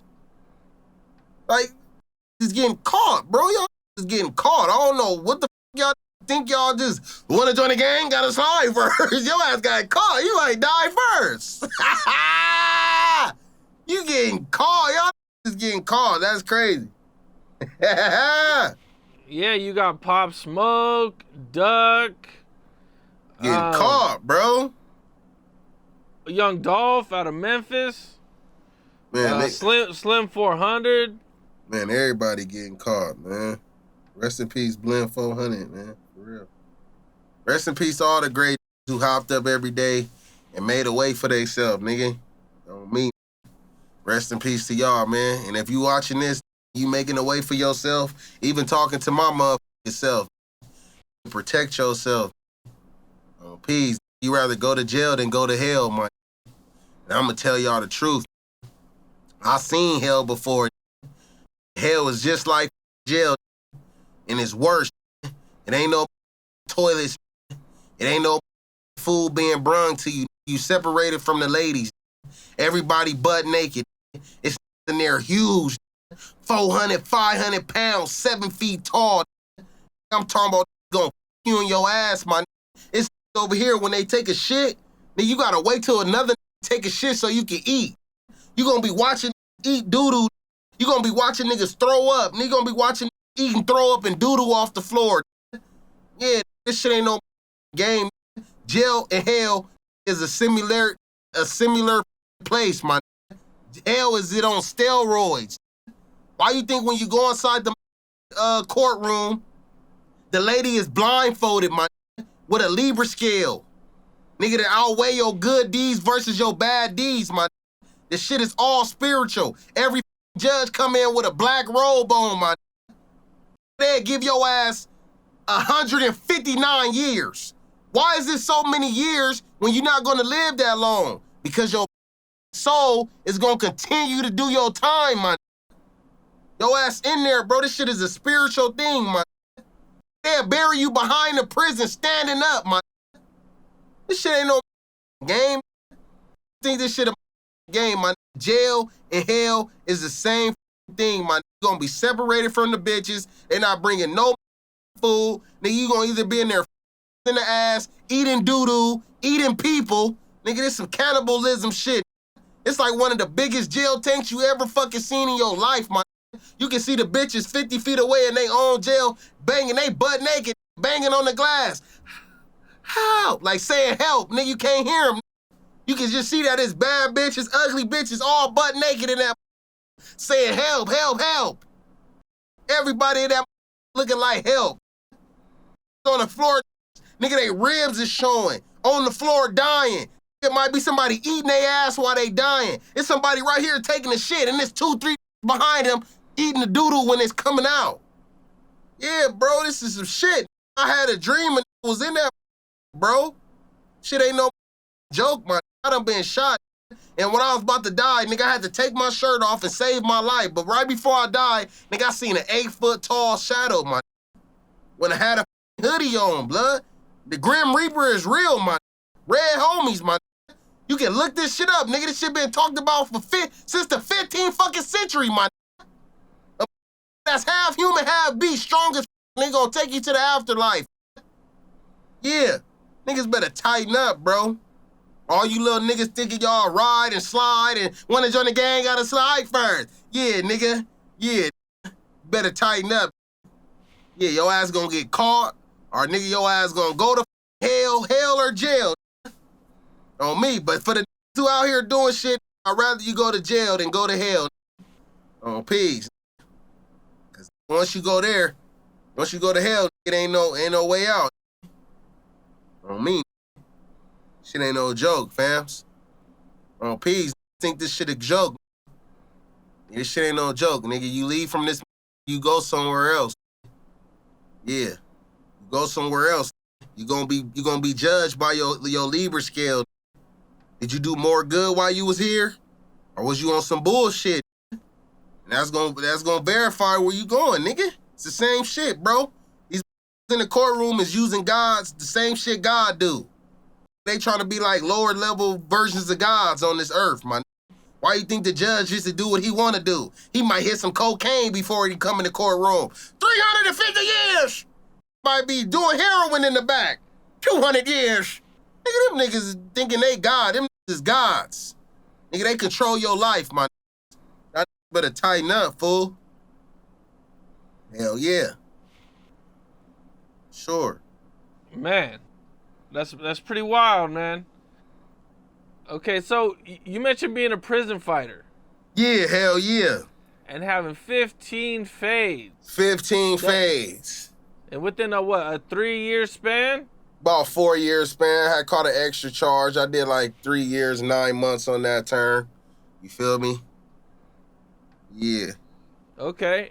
You know, if you were thinking about like, you know, which fade did you expect not to happen that went down? Which fade did I expect not to happen? Man, it was I think I had, damn, man, I really don't remember what fade I could think about that I really didn't expect to happen. You're a pretty big dude, man. Oh, okay. I had ran into some I was like on my last day in. I like, in my head, bro, it's like my last day in Old Folsom.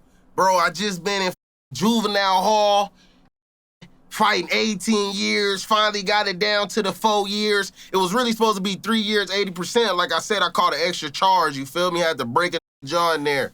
You know what I'm saying? So, bro, it's my last day. I'm already on C status. C status is where you on this tier and you can't have shit.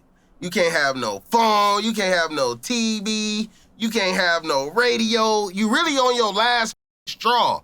Your ass finna get sent off to another prison where it's way more tighter, where you ain't gonna be able to run around at all, you feel me? At Old Folsom, me going there at a young age and growing up in that, it just felt like a college. You know what I'm saying? Because you could go to the medical, you can see ladies from the streets. Sometimes they bring the kids in. It's like a scare straight program. You feel me? It's just a lot of things you could do. You could go to school. You know what I mean? It's people going to work. It's motherfuckers having respect, you know? So it was just like a breeze in the park, I would say. You feel me? And but I was on my last straw the day before I left. And I had been on that tier probably like 2 months. Where you can't have nothing. You can't go to the yard with everybody. You gotta wake up before everybody for breakfast. Like early in the morning before all the rest of the inmates come out, you go to breakfast first. And then after everybody get done eating that night, you go to chow last. Like you get the leftover scraps, but you get the first breakfast shit. You feel me? But you be in that starving, bro. You can't have no store. You can't do nothing on this tier. It's something that makes shit happen where you can get cell phones and call your peoples, you know what I'm saying? But most of the time, bro, it's hard to get shit. It's real strict. And long story short, my last day, bro, I'm minding my business, doing my normal routine. I ain't have no real problems with nobody. I had beat a lot of ass up on the yard and on the tiers and shit.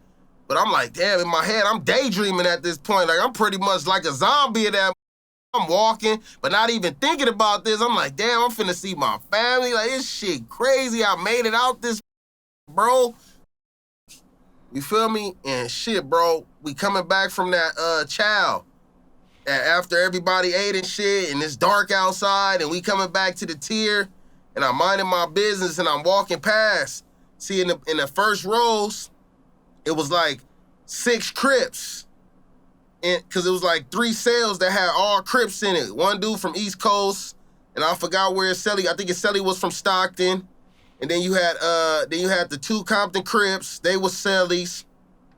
And one of the Compton Crips, he used to have PK on right here, PK and BK on his shoulders. And he was like the reputable from a hood in Compton, you feel me? He was from Carver Park, Compton Crip, you feel me? He was real short. He was real short as a mother, but he had that tatted on him. He was short and skinny, kind of like a midget. You feel me? But not a midget. Pretty much like a midget, but not a full midget. Like he was an adult. You know what I'm saying? But he was little as fuck. And he had that on him, and I used to see him on the yard walking around, and he'd have like 6 or 7 of his homies surrounding him. You feel me? Like some twins. It was some twins on the yard from Compton Crip, the Carver twins. You feel me? And they used to surround him and shit. And so I used to always be looking at him like, man, I want to get that bad. I want to get his ass so bad. He was a little he was known for having bodies.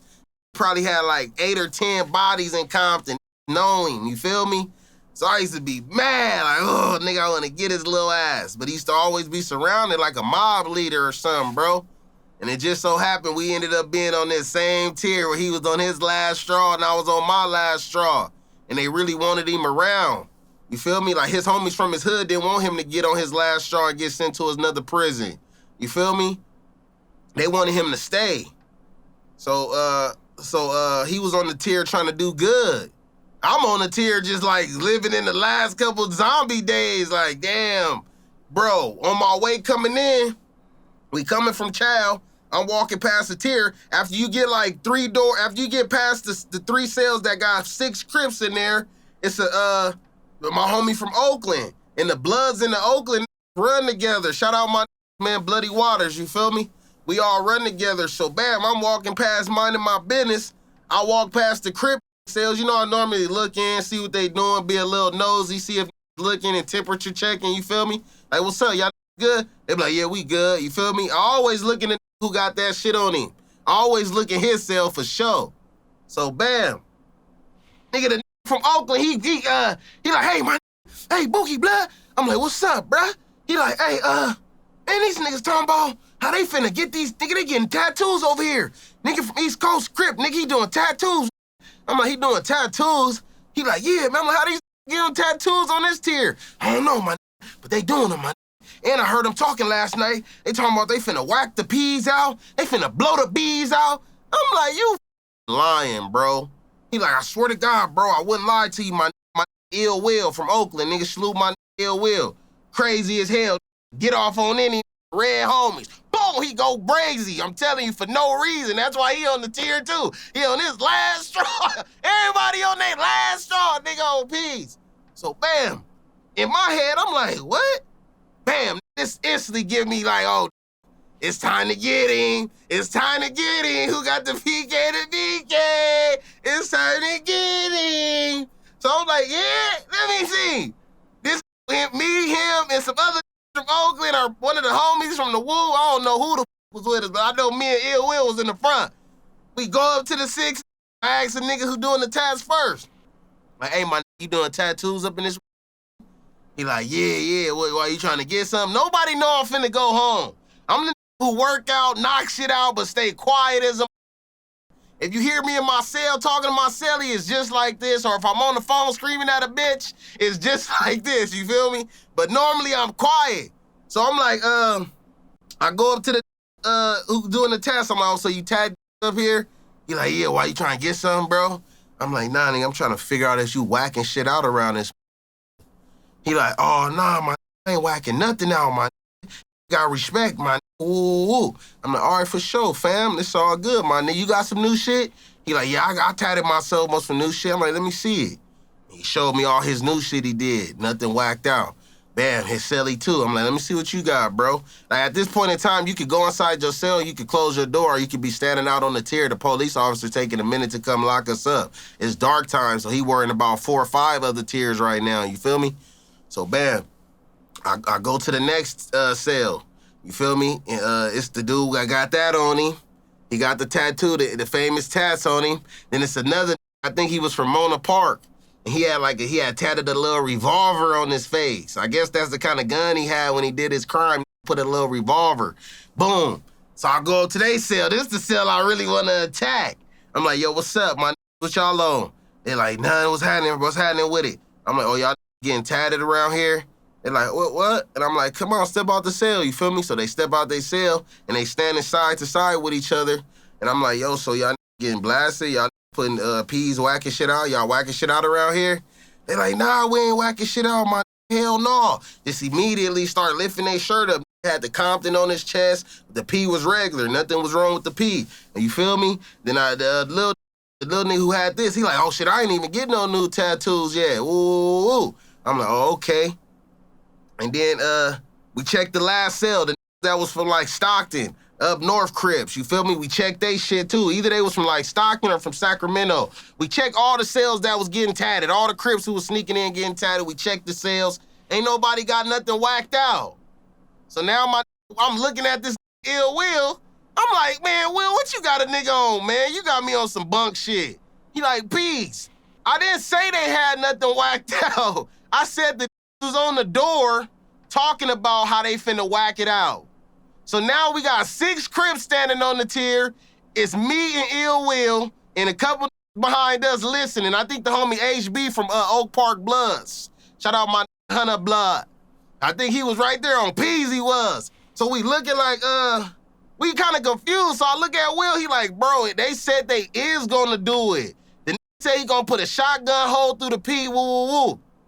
So I look back at the with the gun on his face. Like, oh, you said you was gonna do that? He said, nah, I didn't say I was gonna do that. Now you can see it. He like, oh, these up to something. I'm like, you said that? He like, nah, I didn't say that, fam. I'm like, so I look back at Ill Will, and Ill Will look at him like, so what you calling me a liar, my? He like, yeah. Boom, Ill Will, get off. Boom, fam, they get off. I'll break it up. I'm like, nah, Will, let me get these, man, let me get these. So bam, I take the inside the cell one-on-one. Bam, I get the with the revolver on his face. Boom. He fought. First I'm like, hey man, let's just get down real quick, get the shit over with. The say, but why we gotta get down? I didn't whack the P out. And I'm like, man, you don't never ask a nigga why you gotta get down. You just get down. I just got off on him, bro. And yeah, it did kind of seem like some bully shit, but I didn't think Ill Will be lying, bro. I know the was on the dough talking about what he was finna do. He got caught talking, my Ill Will ain't finna just make up no random ass shit, my you ain't doing nothing over there, you feel me? So bam, I get off on him, he go down easy. I'm talking about this go down with a revolver on his face. When he come up, the shotgun, I done cracked the turned him up into a 12-gauge shotty. Street sweeper on P's. So now I tell the little to come in, the little midget nigga, like, man, bring your little ass on in here, little on my mama, nigga. I gotta get at his utmost respect.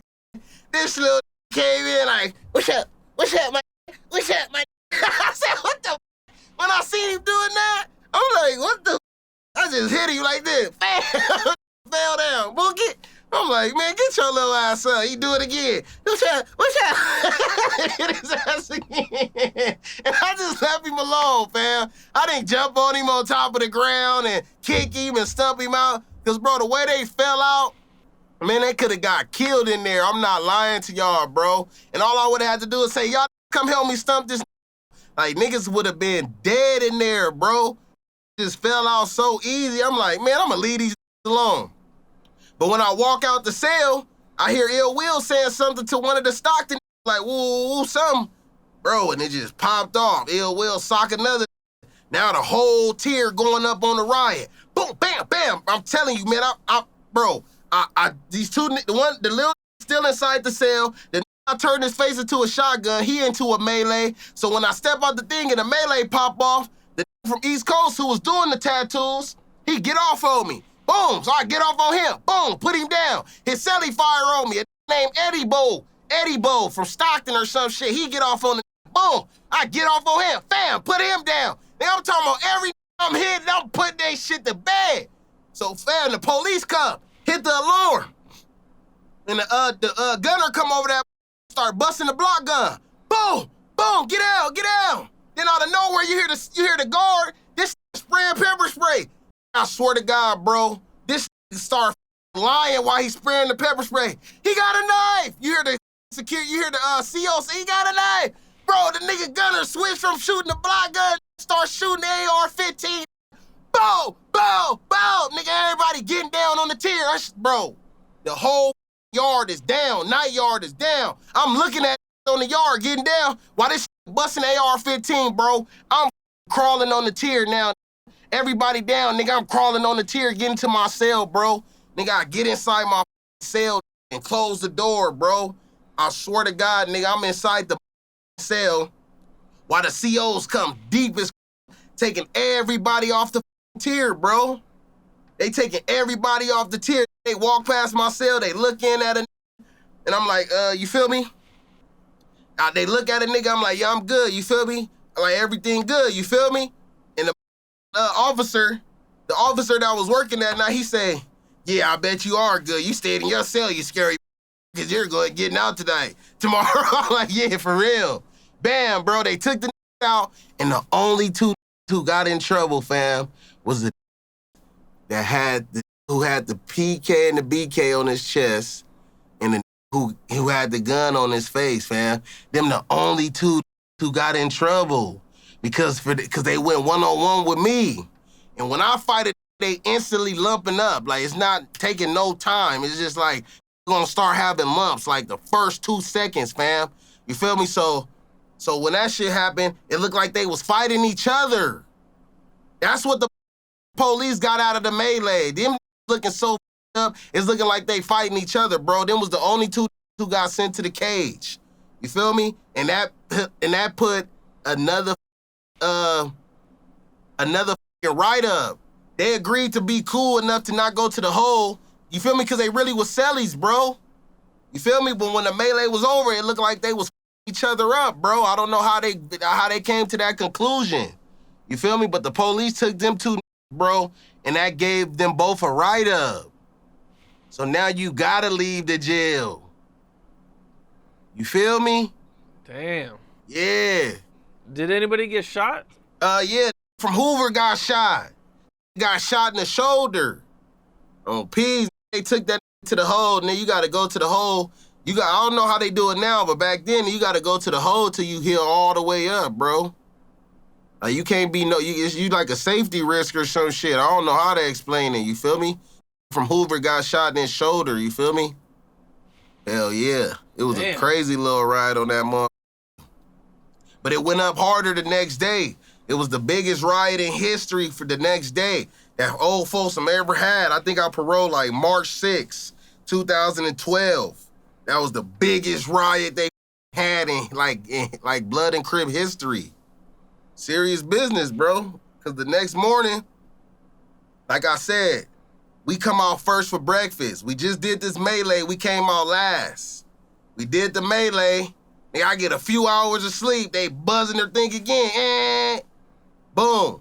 Everybody kind of know it's finna go up. You feel me? Everybody know it's finna go up. You feel me? Because I said some bullshit at the end of the riot, man. At the end of the melee on the tier, I said Compton Crib.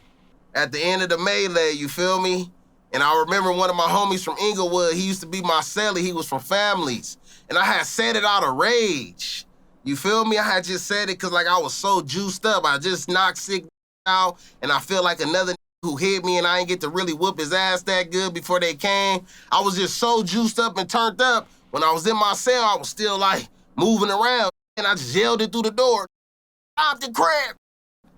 And everything went quiet. I swear to God, right hand in my life, the whole fucking building was like, and I just heard one of my homies from Inglewood family, he say, hey, Boogie. I'm like, what's up, blood? He like, hey, blood, I'm trying to get visits and do all my shit, blood. I'm like, you in jail? I'm tripping, bro. I'm like, bro, I couldn't believe I said that, my. Like, after I went home and thought about it, I'm like, God damn, you feel me? But the riot didn't really go up for that. The riot really went up. The Carver, I don't know, it went up, though. Long story short, next day, we go to breakfast first. I'm walking with the same we just rioted with. We still in the same yard, same line. We walking the child. Ain't even looking at me. Lump the up. I'm in there laughing like a give my food away to the homies. And bam, we head out the cafeteria, walking with the homies and the homies from Oakland. On P's, my former Rick. Shout out my former Rick. You already know, Oakland. You feel me? Shout out my rolling man on P's. So bam, A-roll. So bam, nigga, we walking back to the tier. And shit, bro. They let me go. They called me for release to go to the R&R to put real clothes on before they start bringing everybody else out for breakfast. But on my way going up, I swear to God, on my way going up, I think they called me out around the same time that people was having breakfast. I remember going back to the tier, and on my way going down, I swear to God, right-handed my mama, bro. On my way going down, about to go out to the yard to go to the R&R to put real clothes on. I remember walking down, like I'm thinking in my head, like, damn, this is gonna be the last time I'm walking down old Folsom stairs, goddamn. Cause you know, you nigga, that used to be like my house, nigga. I done had nurses in there. I done had falls. I done had all kind of shit. I was socking out. We running shit. So I'm like, damn, this is my last time walking down the stairs. I'm on the 3rd floor. Now, as soon as I get down to the 2nd floor, I swear to God, I look over on the tier and see who on the tier, thinking like maybe I'll see one of my homies.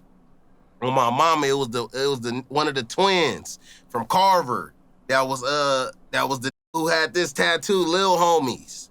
You feel me? So I see him, but he's so occupied and the gate he on is locked. Like I can't open it, he can't open it. You feel me?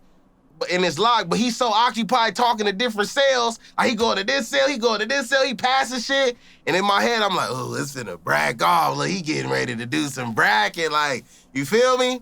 On P's, I thought about it. Then I got to the thing, and I'm like, shit, I'm gone. There ain't gonna be nothing. They gonna be looking for me. I'm just thinking they looking for me.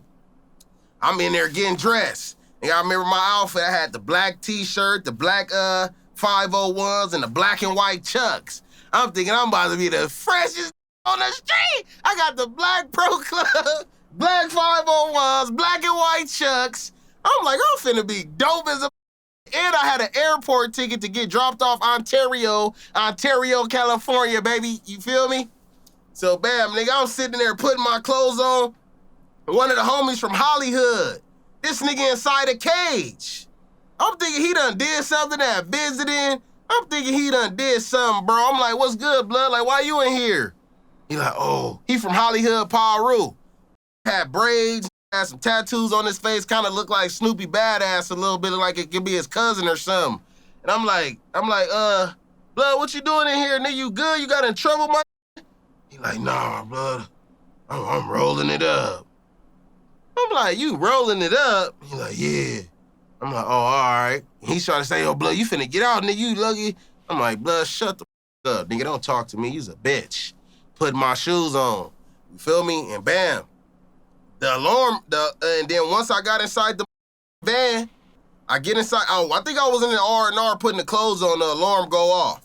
Boom, it's going off, but that's not stopping their process of releasing me. The alarm going off, the man who drive the van, he still pull up, he put me inside the van, we drive up the long-ass old Folsom yard, I really can't remember it that good. We driving off the property, and I remember, bro, we got to the airport.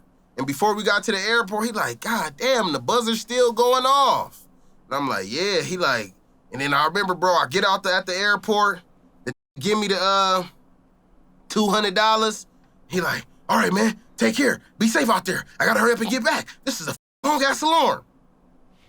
Boom, bro, I got home. It was all over the news, my Old folks from state prison, deadly riot, 3 people stabbed, gunshots. I'm like, God damn! What the? Yeah, I did that.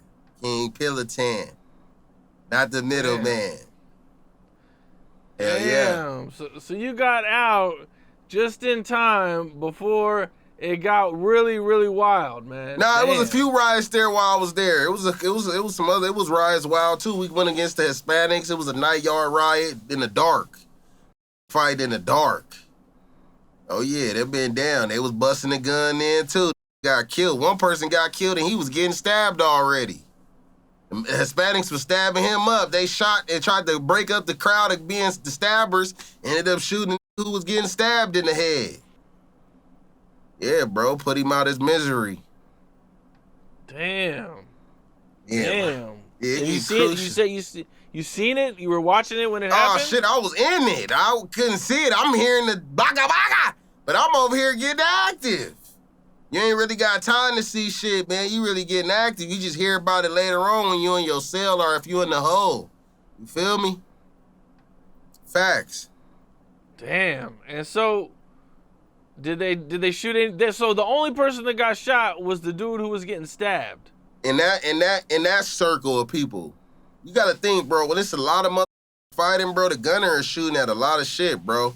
When they letting that M15, what is that, Mini 14 off? Nigga clacking shit, bro. People getting hit all kind of weird. Their legs is breaking, head shots, shoulder blades broken off. The nigga who got shot in his shit while we was on the tier, the ambulance had to come get this, bro. This arm was just gone. Nigga just hanging, bro. On me, I seen the again. On me, bro. I seen that again when I ended up going back to the level 4. His shit just really, like, it was just like, he was handicapped now. Yeah, He bro. never recovered. Yeah, you ain't gonna really fully recover from that, man. That's a Mini 14. That's like, I don't know, what's that, a 223 or something? That motherfucker shit over. Damn. Hell yeah. You know, the guards on the yard, they be up high as in towers, bro. So they like snipers. That block gun shit, they only shooting to kill you with the real gun, bro. I mean, and when it's nighttime, they don't know who got knives. This is a free for all. This is like a video game. Nigga, you can say anybody had a knife. Man, you just busting a Mini 14. You could go home with a story. I let off 20 shots. You could go down with a history story if you a shooter and it's a nighttime riot. Bro, you could go down in history for busting out, killing a gang of inmates. Hell yeah, nigga. Damn. Yeah. You had mentioned that you had been in situations like Mo 3. Yeah. Is there anything you can share that you could talk about? Shit, I had a shit chasing me before, man. Chasing it down. You feel me? Had a little female I was with. She really was like a setup artist. I didn't really understand what a setup artist was until I got older. And after I got shot with the bitch, I still didn't understand that year. It took like maybe 2 years ago for me to really realize what the was going on, you feel me? So, you know, I used to be with strippers and shit. And one day I was out on the Las Vegas Strip. And I was with some strippers. It's like 2013. I'm like fresh out. I only been out probably like going close on 16 months. So I'm with some strippers and we like 3 deep. I got my 3 strippers. We walking up the strip. We coming from like the Flamingo heading towards the Paris. And one of my other partners got his 2 females with him and we just walking, we chilling and we vibing. We having a good time while the females walk in front of us. We laughing, talking to other bitches and shit like we just 2 walking, but we really got like 5 bitches in front of us. It was a good time, you feel me? And I had just left the fashion show mall. And I had like $2,000. And at the time, I'm fresh out, I'm institutionalized as a I didn't know that I could go to the swap meet or somewhere and give me a fat ass Rolly chain for $1,000 that was real 10K or something. Nigga, I go inside the fashion show mall and let the who's selling the bullshit jewelry at the booth have me spend like $1,500. Nigga, I made his whole month rent. Probably 2 months for the little booth. He got it. I'm thinking I'm Don Juan. I don't know who the I thought I was. Nigga, I'm walking up the strip. I got the fake chain on, little bracelets and rings, looking like a thing. So we get closer in front of the parish. Now we like in front of the sugar factory. We going towards the Paris Hotel, and in front of the sugar factory is two bad bitches sitting right there. You feel me? Normally I like a chocolate bitch. You feel me? But at this point in time, I'm starting to learn you supposed to like who like you.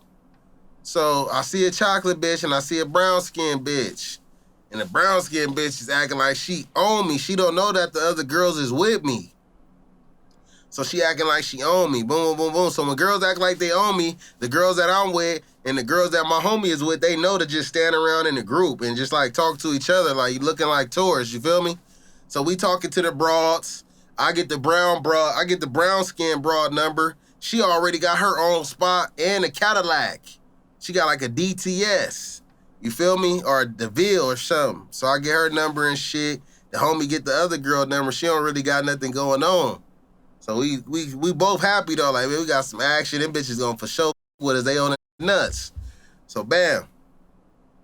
Next day, I go see the broad. You feel me? Pull up to her crib. She got a nice little apartment in Vegas. It's like off of Sahara. And and I always be hitting, bro. Yeah, but she got a nice little apartment not too far away from the strip. Kind of like getting close to the I think it's called it's pretty close to the Stratosphere. So I'm at her crib and shit. And she give me some money and shit. Like she wanna with me. She give me 500. I'm like, all right, for sure. You feel me? And I'm about to doze off and go to sleep in her bed. And she gave me the money and she like, oh, we not gonna do nothing? And I'm like, what you mean? What you wanted to do? She like, can I suck your dick or something? I'm like, girl, you that horny? Like, if you that horny, I could finger bang you or something, but I just met you. Like, you can't suck a nigga dick. I just met you. Like, you know, I try to have, like, some kind of morals. You feel me? So, bam, nigga, I'm finger banging the bitch. Boom. She moaning like a blood. Mind you, I'm tired. I've been on the strip all night. I'm turned up to the max. I'm going over here to take a nap to wake up and do it again. So, nigga, I'm laid out. I'm fingering her. Boom, finger banging her. She moaning. Bitch start coming. Oh, I'm coming. Bro, I'm like, for sure. When I pull my fingers out the bitch, nigga is covered in blood. I'm like, bitch. Bitch, why you didn't tell me you was on your period?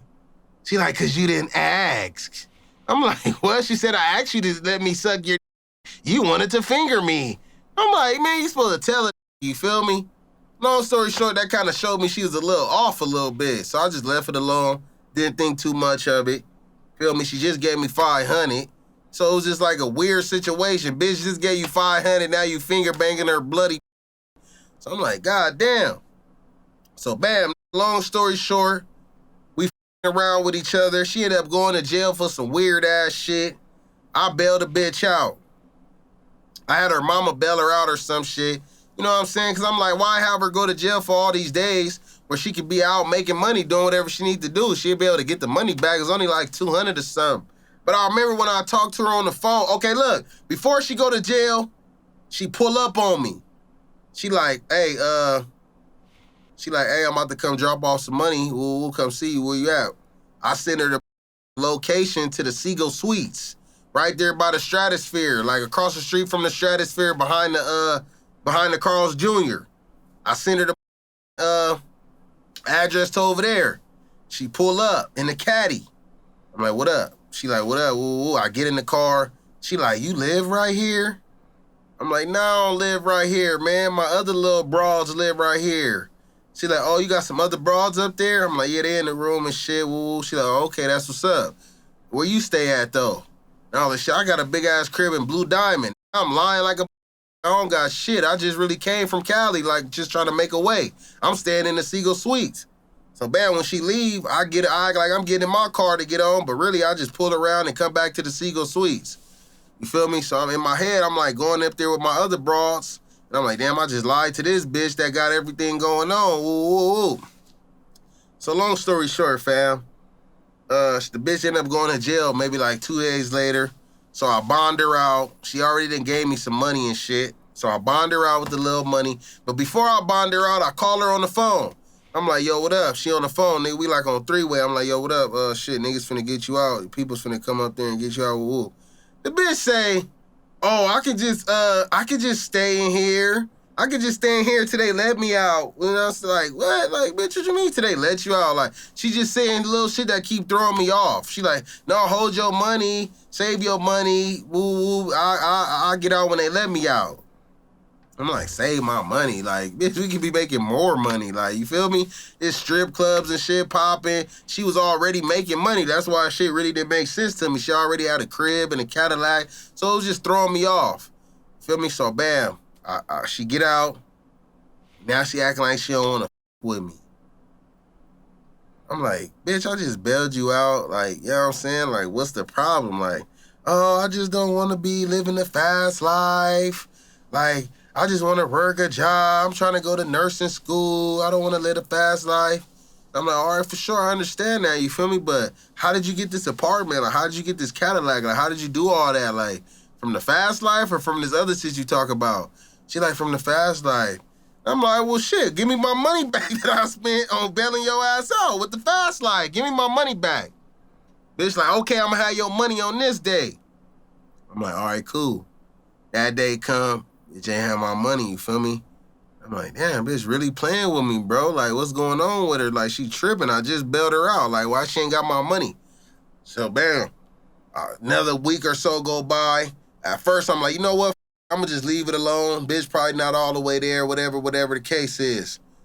And, bro, I swear to God, nigga. All right, so look, after she didn't pay my money the first date, I give her another date. And this time I'm more demanding. Like, man, bitch, you better have my money on this date. I ain't playing. The whole time, I'm bluffing her. You ain't about to be threatening this bitch. I'm just trying to get my money, see if it worked this time. So, bam. Bro, that day passed by. So that same day, it passed by on that date. I'm walking the Vegas Strip. I still got like 3 bad bitches with me. You feel me? We not together. I'm walking with my homie by myself. We just popped some ecstasy and shit. So we walking up the strip, like patrolling through the strip till my feet hurt. Got some Stacey Adams. These is hurting like I'm about to walk a hole in these. So I'm coming, so bam. I remember me and bro, we coming from the MGM. I'm talking about, bro, I'm thizzing off the ecstasy, smoking, having drinks at every bar we stop by. I'm talking about my feet hurting so bad. I'm like, bro, hey, let's sit down for a minute. My feet is hurt. They throbbing, they hurt. You feel me? I got the Stacey Adams on with the hard bottoms, dress shoes with the little heel. I'm thinking I'm a guy out there. So bam. I remember sitting in the MGM lounge. It's like a little lounge you can sit in before you go out to the strip. If you take the little back exit. You feel me? So I remember sitting right there. And the bitch called me. I'm like, oh, the bitch calling me. But like 10, 12 at night. I'm like, oh, the bitch calling me. Like, oh, she might got my money. So I'm like, yo, what up? She's like, oh, what's up? Where you at? Where you at? I'm like, shit, I'm out here on the strip. Where you at? She like, oh, shit, I'm out here on the strip too. Me and my homegirl out here, we get money. Ooh. I'm like, bitch, you get money? Like, what you mean you get money? You just said you want to live a straight life and all this. You wasn't doing no fast cash shit no more. Oh, no, I'm about to get my fast cash. I'm going to give you your money I owe you, and I'm going to be out here doing it by myself. Like, I'm like, what the Like, oh, just like that, you changed up that fast. She like, yeah, so come get this money I owe you, woo woo. So in my head, I'm like, she just popping it. Like, you ain't gonna get around her. She gonna be feeling me again. She ain't seen me. And I'm sharp as a the night, bitch gonna really be on the nuts. So bam.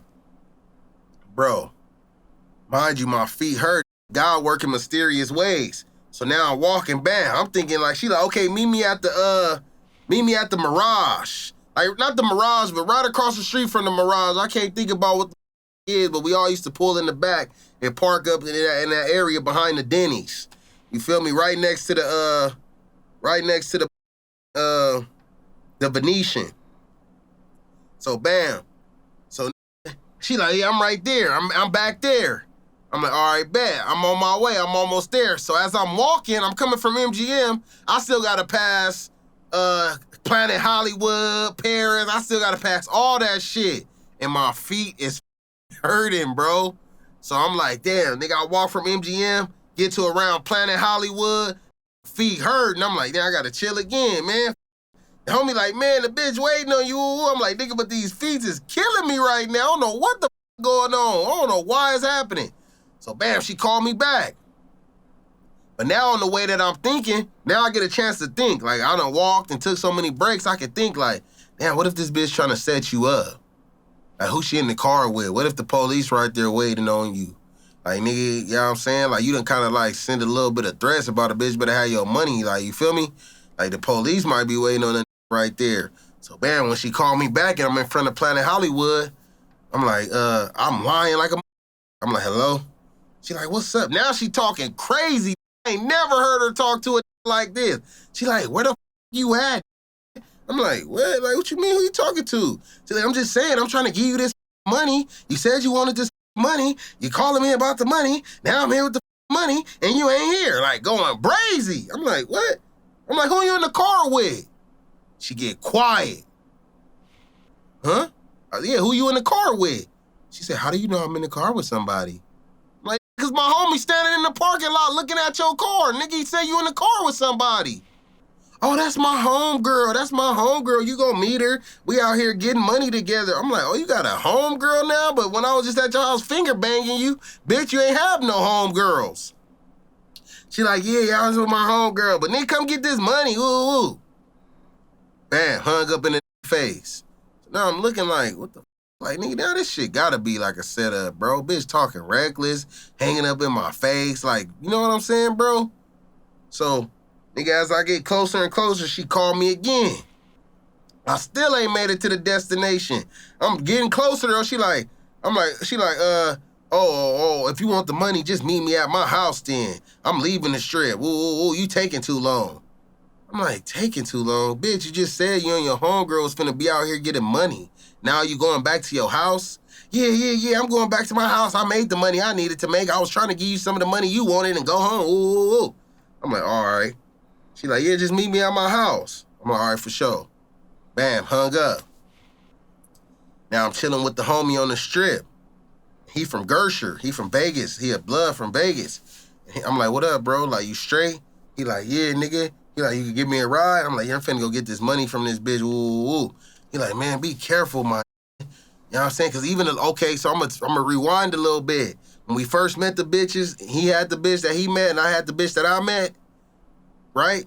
And then the next day, the homie called me. I'm like, yo, what up? After I got the 500 from the bitch and finger banged her and shit, I'm driving, I'm on my way out now, feeling good. I'm like, what up?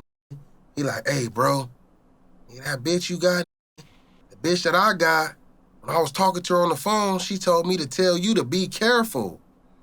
Like, be careful, my the girl he talking to already got a he crazy. I'm like, blood, stop fucking lying, you hating ass bitch. You a hater.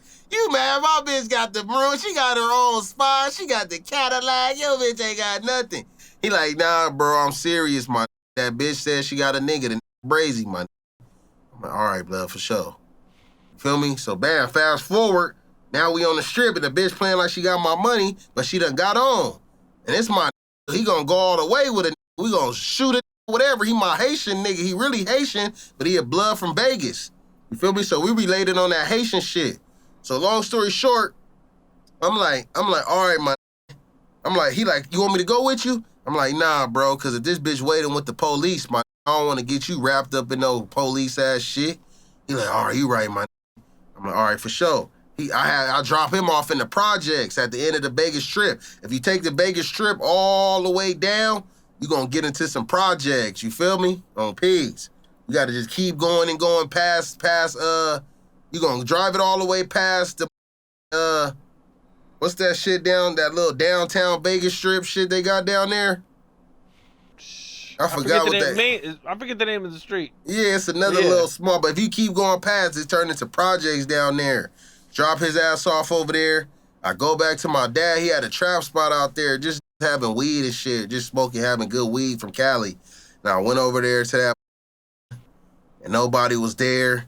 And I went inside the kitchen where I knew the pistol was. It was a revolver. And I opened the drawer and I looked at it. I was like, damn, should I take this?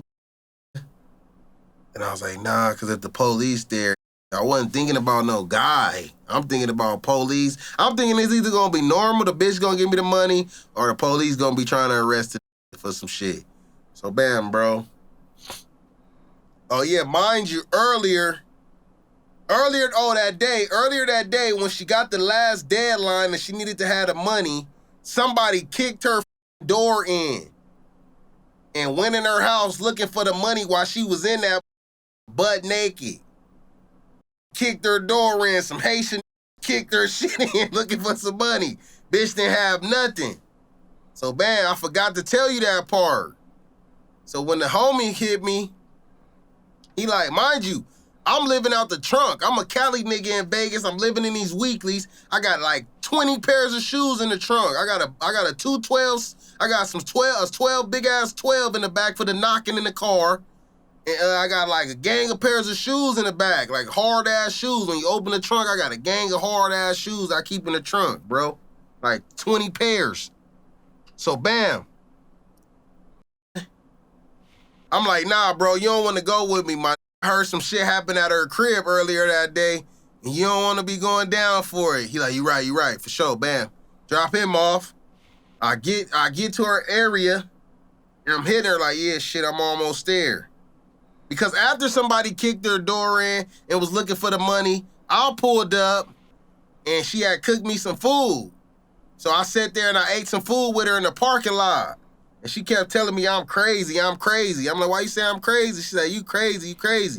But she had cooked me some food though, so it kind of threw me off. Bitch had fish, shrimp, salad, talking about I'm crazy the whole time. We hugged, I got out the car, make sure I hugged her up. She had a little pocket knife on her waist. I'm like, why you got this pocket knife? Blade was like this long. I'm like, why you got this? She like, cause you crazy. I'm like, there ain't nobody crazy. I'm hugging her, grabbing her ass, sucking on her neck and shit. And she going along with the shit like we back boo.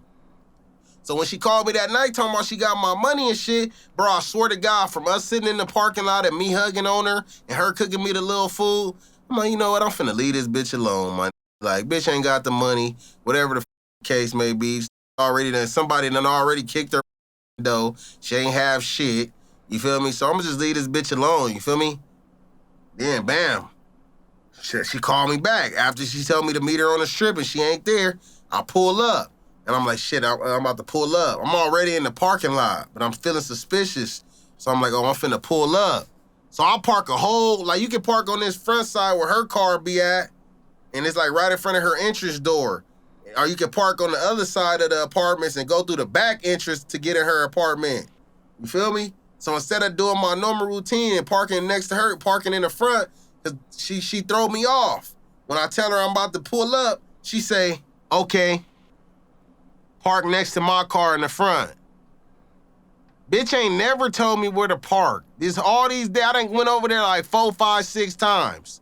Bitch ain't never said park in the front. Like, I'm like, man, like, bitch, you know who you talking to? I'm the set up, like, you trying to set me up or something? So I'm like, park next to the car in the front. Like, hell no.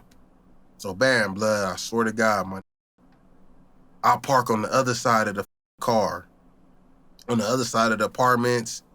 And now you can either go in right here on this side or you could go in on the back side. I'm parked over here in the back side. She thought I was parking in the front.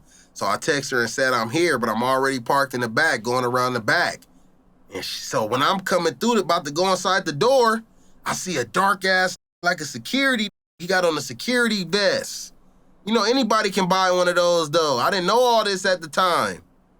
So this got on a security vest, dark with a pistol on his hip. And he walked past me, and he in his phone. He texting and walking, looking down. And I'm like, hey, bro, out the bushes. He look up like he's shocked, like I startled him, you feel me? I'm like, what's up, nigga, you good? He like, yeah, I'm good. I'm like, hey, you know about the stripper chick that lived down here in this bottom apartment right here? You're like, yeah, I heard about it. I'm like, you heard about like any kind of like incidents or something? Like the police came through? I'm trying to get some info out of the black security, thinking he like the security and all that. He like, nah, I ain't heard nothing shit. I heard it was a little commotion earlier, but Shit, ain't nothing been going on since then. I'm like, all right. He get on. He get on. But now I'm looking at the bitch I'm looking at her apartment through the windows. Ain't no lights on. So when I get to the front of the door cracked this much. Pitch black in the house. I push the door open. Like, yo. Mind you, I'm butt naked, nigga. I don't got no pistol on me. So now I'm standing in this bitch doorway like, yo, dark as a I'm looking in. I'm like, nigga, I ain't about to come in your crib, my like, you good? You in here? Bro, I turn around and look this way. She coming in from the outside where her car parked at.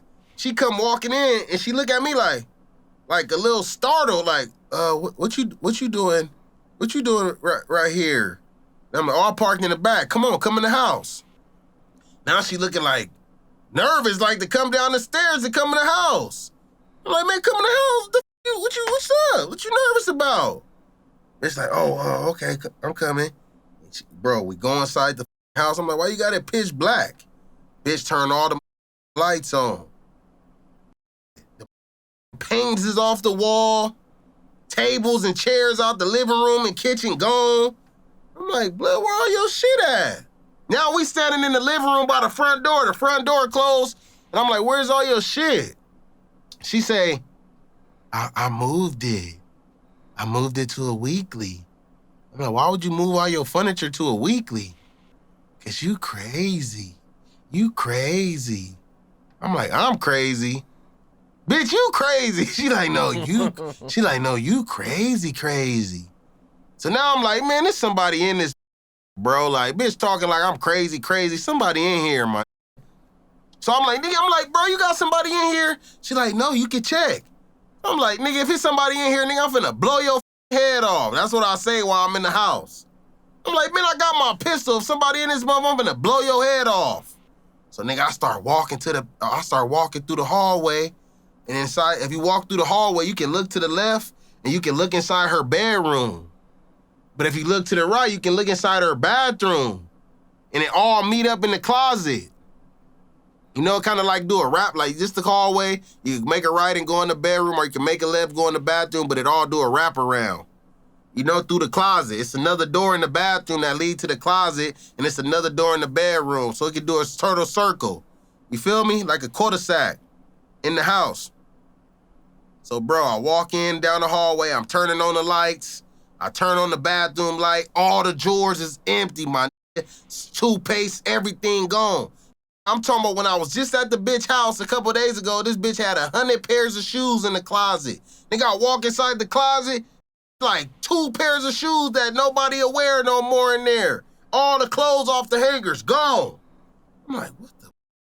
Bro, I turned okay, so now I done went in the bathroom, went inside the closet, seen the closet. Now I turn around, I'm going back through the bathroom, about to come inside the hallway. Bro, soon as I put my head out the door of the hallway, out the bathroom door, and I look down at her standing by the front door, and I'm about to say, where are your clothes and shit? Nigga, I say, where are your? And when I look at her, the bitch looking at me like a scary movie, like the movie Us. Like one of them, what's that name? Man, what's the name of the director, who shoot the movie Us? God damn, man. I'm telling you, it was one of them movies, bro. She was looking at me like this. Opening the fucking door. Opening the door, and the was coming in with a 40 Glock. And he unwrapping it out of a sheet. And I'm like, oh, blood. He like, oh, yeah. That's the last words me and this had with each other. I'm like, oh, blood. He say, oh, yeah. And just start running full speed like a movie. He running full speed down the hallway with the pistol in his hand. If I would have had the revolver, I could have, took cover and just fired. Bam, bam, bam, bam, and lit him up. I was slacking, you feel me? So he come inside the bathroom. I close the bathroom door. He busts through that. Now I run inside the closet. When I close that door, on the process of closing that one, he busts through, pistol first. He put the pistol through the crack. You feel me? He trying to get it in. He buff too, but I'm buff as a when I'm like fresh out. So he trying to bust through. Instead of me trying to like keep pushing it closed, I'll open the door a little bit so he could come in a little bit more. And right when his head got like right in between the cracks of the door, I closed it again. Boom! And his whole head up, nigga, and he fell inside the closet on his stomach with the gun in his hand.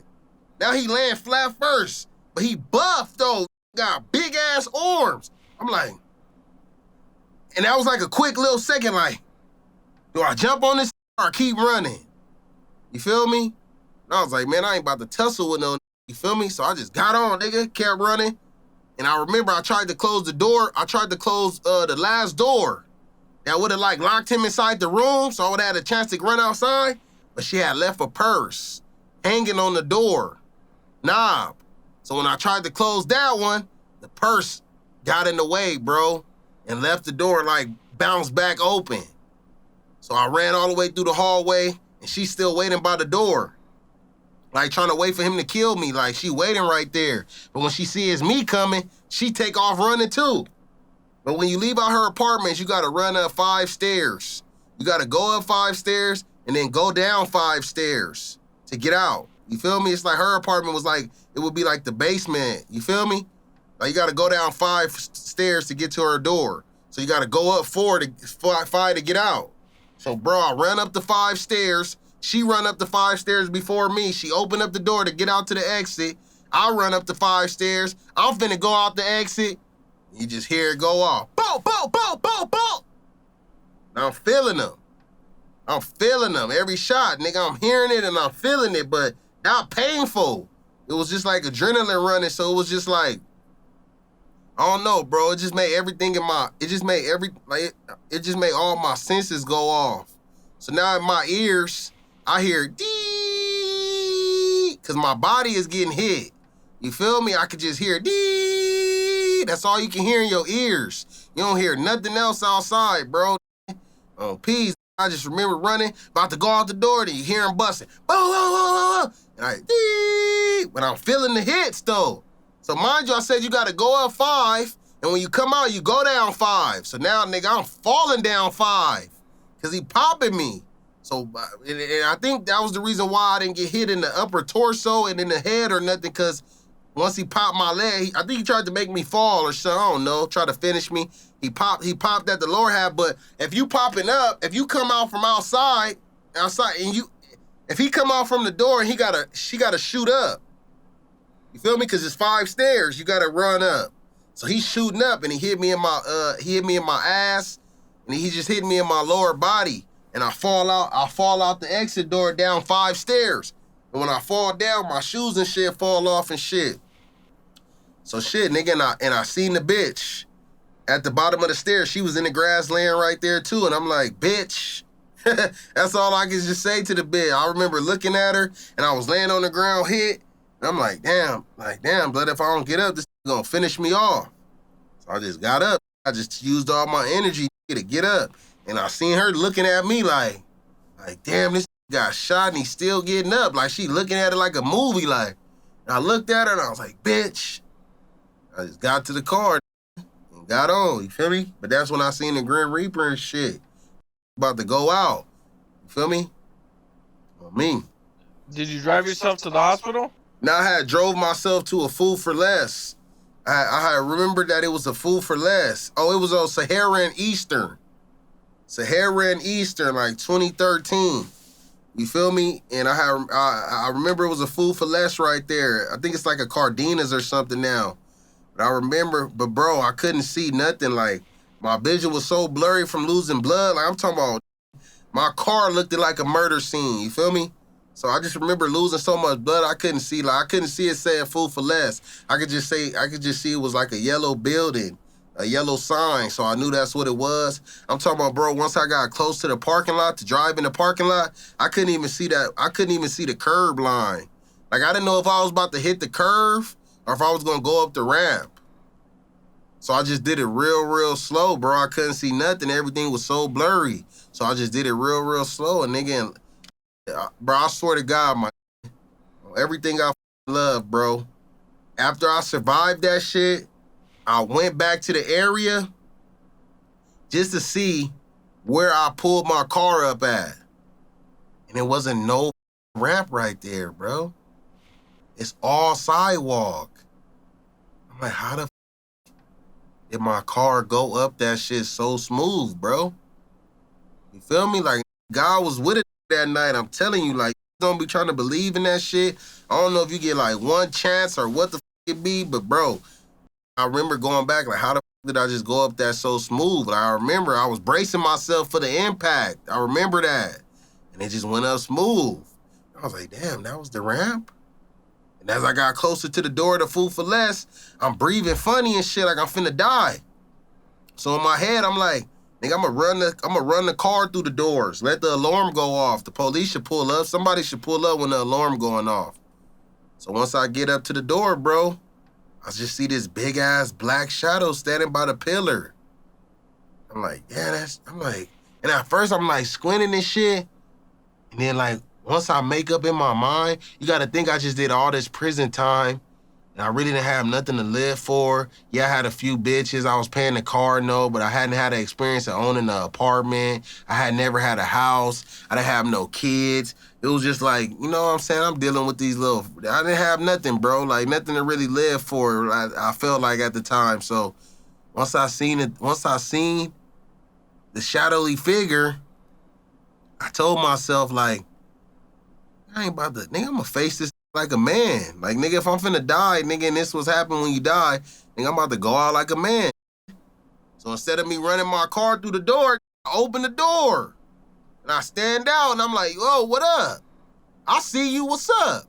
Like, talking to myself, fam, like, in a whole nother world at this time. It's hazy, my I'm telling you, I think this shit a game, bro. I'm like, what up? I see you, what's up? And then you just hear the voice, I swear to God, I get snapped. You just hear a voice say, excuse me? And I say, excuse me? And as soon as the said, excuse me, shit went clear. I'm like, oh, that's a human. Hey, call the police, bro. Call the ambulance. I just got shot, bro. I'm finna die. My mama, bro. It was a short-ass Hispanic man standing in front with a black hat on and a black shirt and black pants and black work boots. Any know Food for Less, they know the manager wears all black. Dead homies, my. This was the manager. The say, bro, the call the police. He go back inside the store. I'm like, bro, I'm thirsty, bro. I'm finna die, bro. I'm thirsty. I just ran off from a, you feel me? So he go and bring the water and shit. I'm drinking the water. The police pull up like 10 deep, bro. And they just watching it, bro, just looking at me, you feel me? I'm just trying to hold my thigh, bro, because this is where most of the blood coming from a thigh. So I'm just holding it and shit hurting, bro. And I remember looking at the police like, damn, like, and it was just all white dudes just standing there with their hands on their hips, like, just watching me. And I was like, damn, y'all motherfuckers ain't gonna help me? Y'all ain't gonna help me? Y'all just gonna watch me? And it was like, you gotta wait on the ambulance. On me, bro. I swear to God. I looked up at the dude, the Hispanic dude, and I was like, hey, bro, I know I don't know you like that, but you know what I'm saying, bro? If you can, do me a favor, call my mom and let her know that I said I'm sorry. He started crying, bro, like started panicking, like, oh shit, bro. He look at me, and he like, oh, damn, bro. He like, no, bro, please don't go out. Please don't go out, please. And he crying and shit. And I'm like, yeah, bro, I can feel it. I'm going out. And I looked up at the moon. Bro, I swear to God, I looked up at the moon and it was a full moon. And right when I looked at the moon and me and the moon made eye contact, nigga, and I had water coming down my face, I swear to God, bro, I heard a voice. And it wasn't a man or a lady, bro. It was just like so soft-spoken. The way it was, you couldn't tell if it was a man or a lady, bro. It was just like, tie your shirt around your leg. That's what I heard, bro. Tie your shirt around your leg. So I pulled my pants and my drawers off, and my balls hanging out, bro. The police officer walk up closer. He like, what are you doing? I'm like, I'm saving my life. You. ripped my shirt open, pulled my pants down, lift my thigh up, and tied my shirt around my leg, bro. Made a tourniquet. Me, bro. They told me if he wouldn't have did that, he wouldn't have been here. You feel me? Hell yeah, man. I appreciate you for having me, man. I had another story I want to tell you, man. That shit was crazy, man. Hell yeah. Okay. Well, we'll save it. All right, for sure. All right, man. I got to get up out of here. Bro. Thank you, Cam. Appreciate you. Late. What's up? This is Cam Capone. We got more content like this coming soon. So hit that like button, subscribe, and stay locked in to Cam Capone News.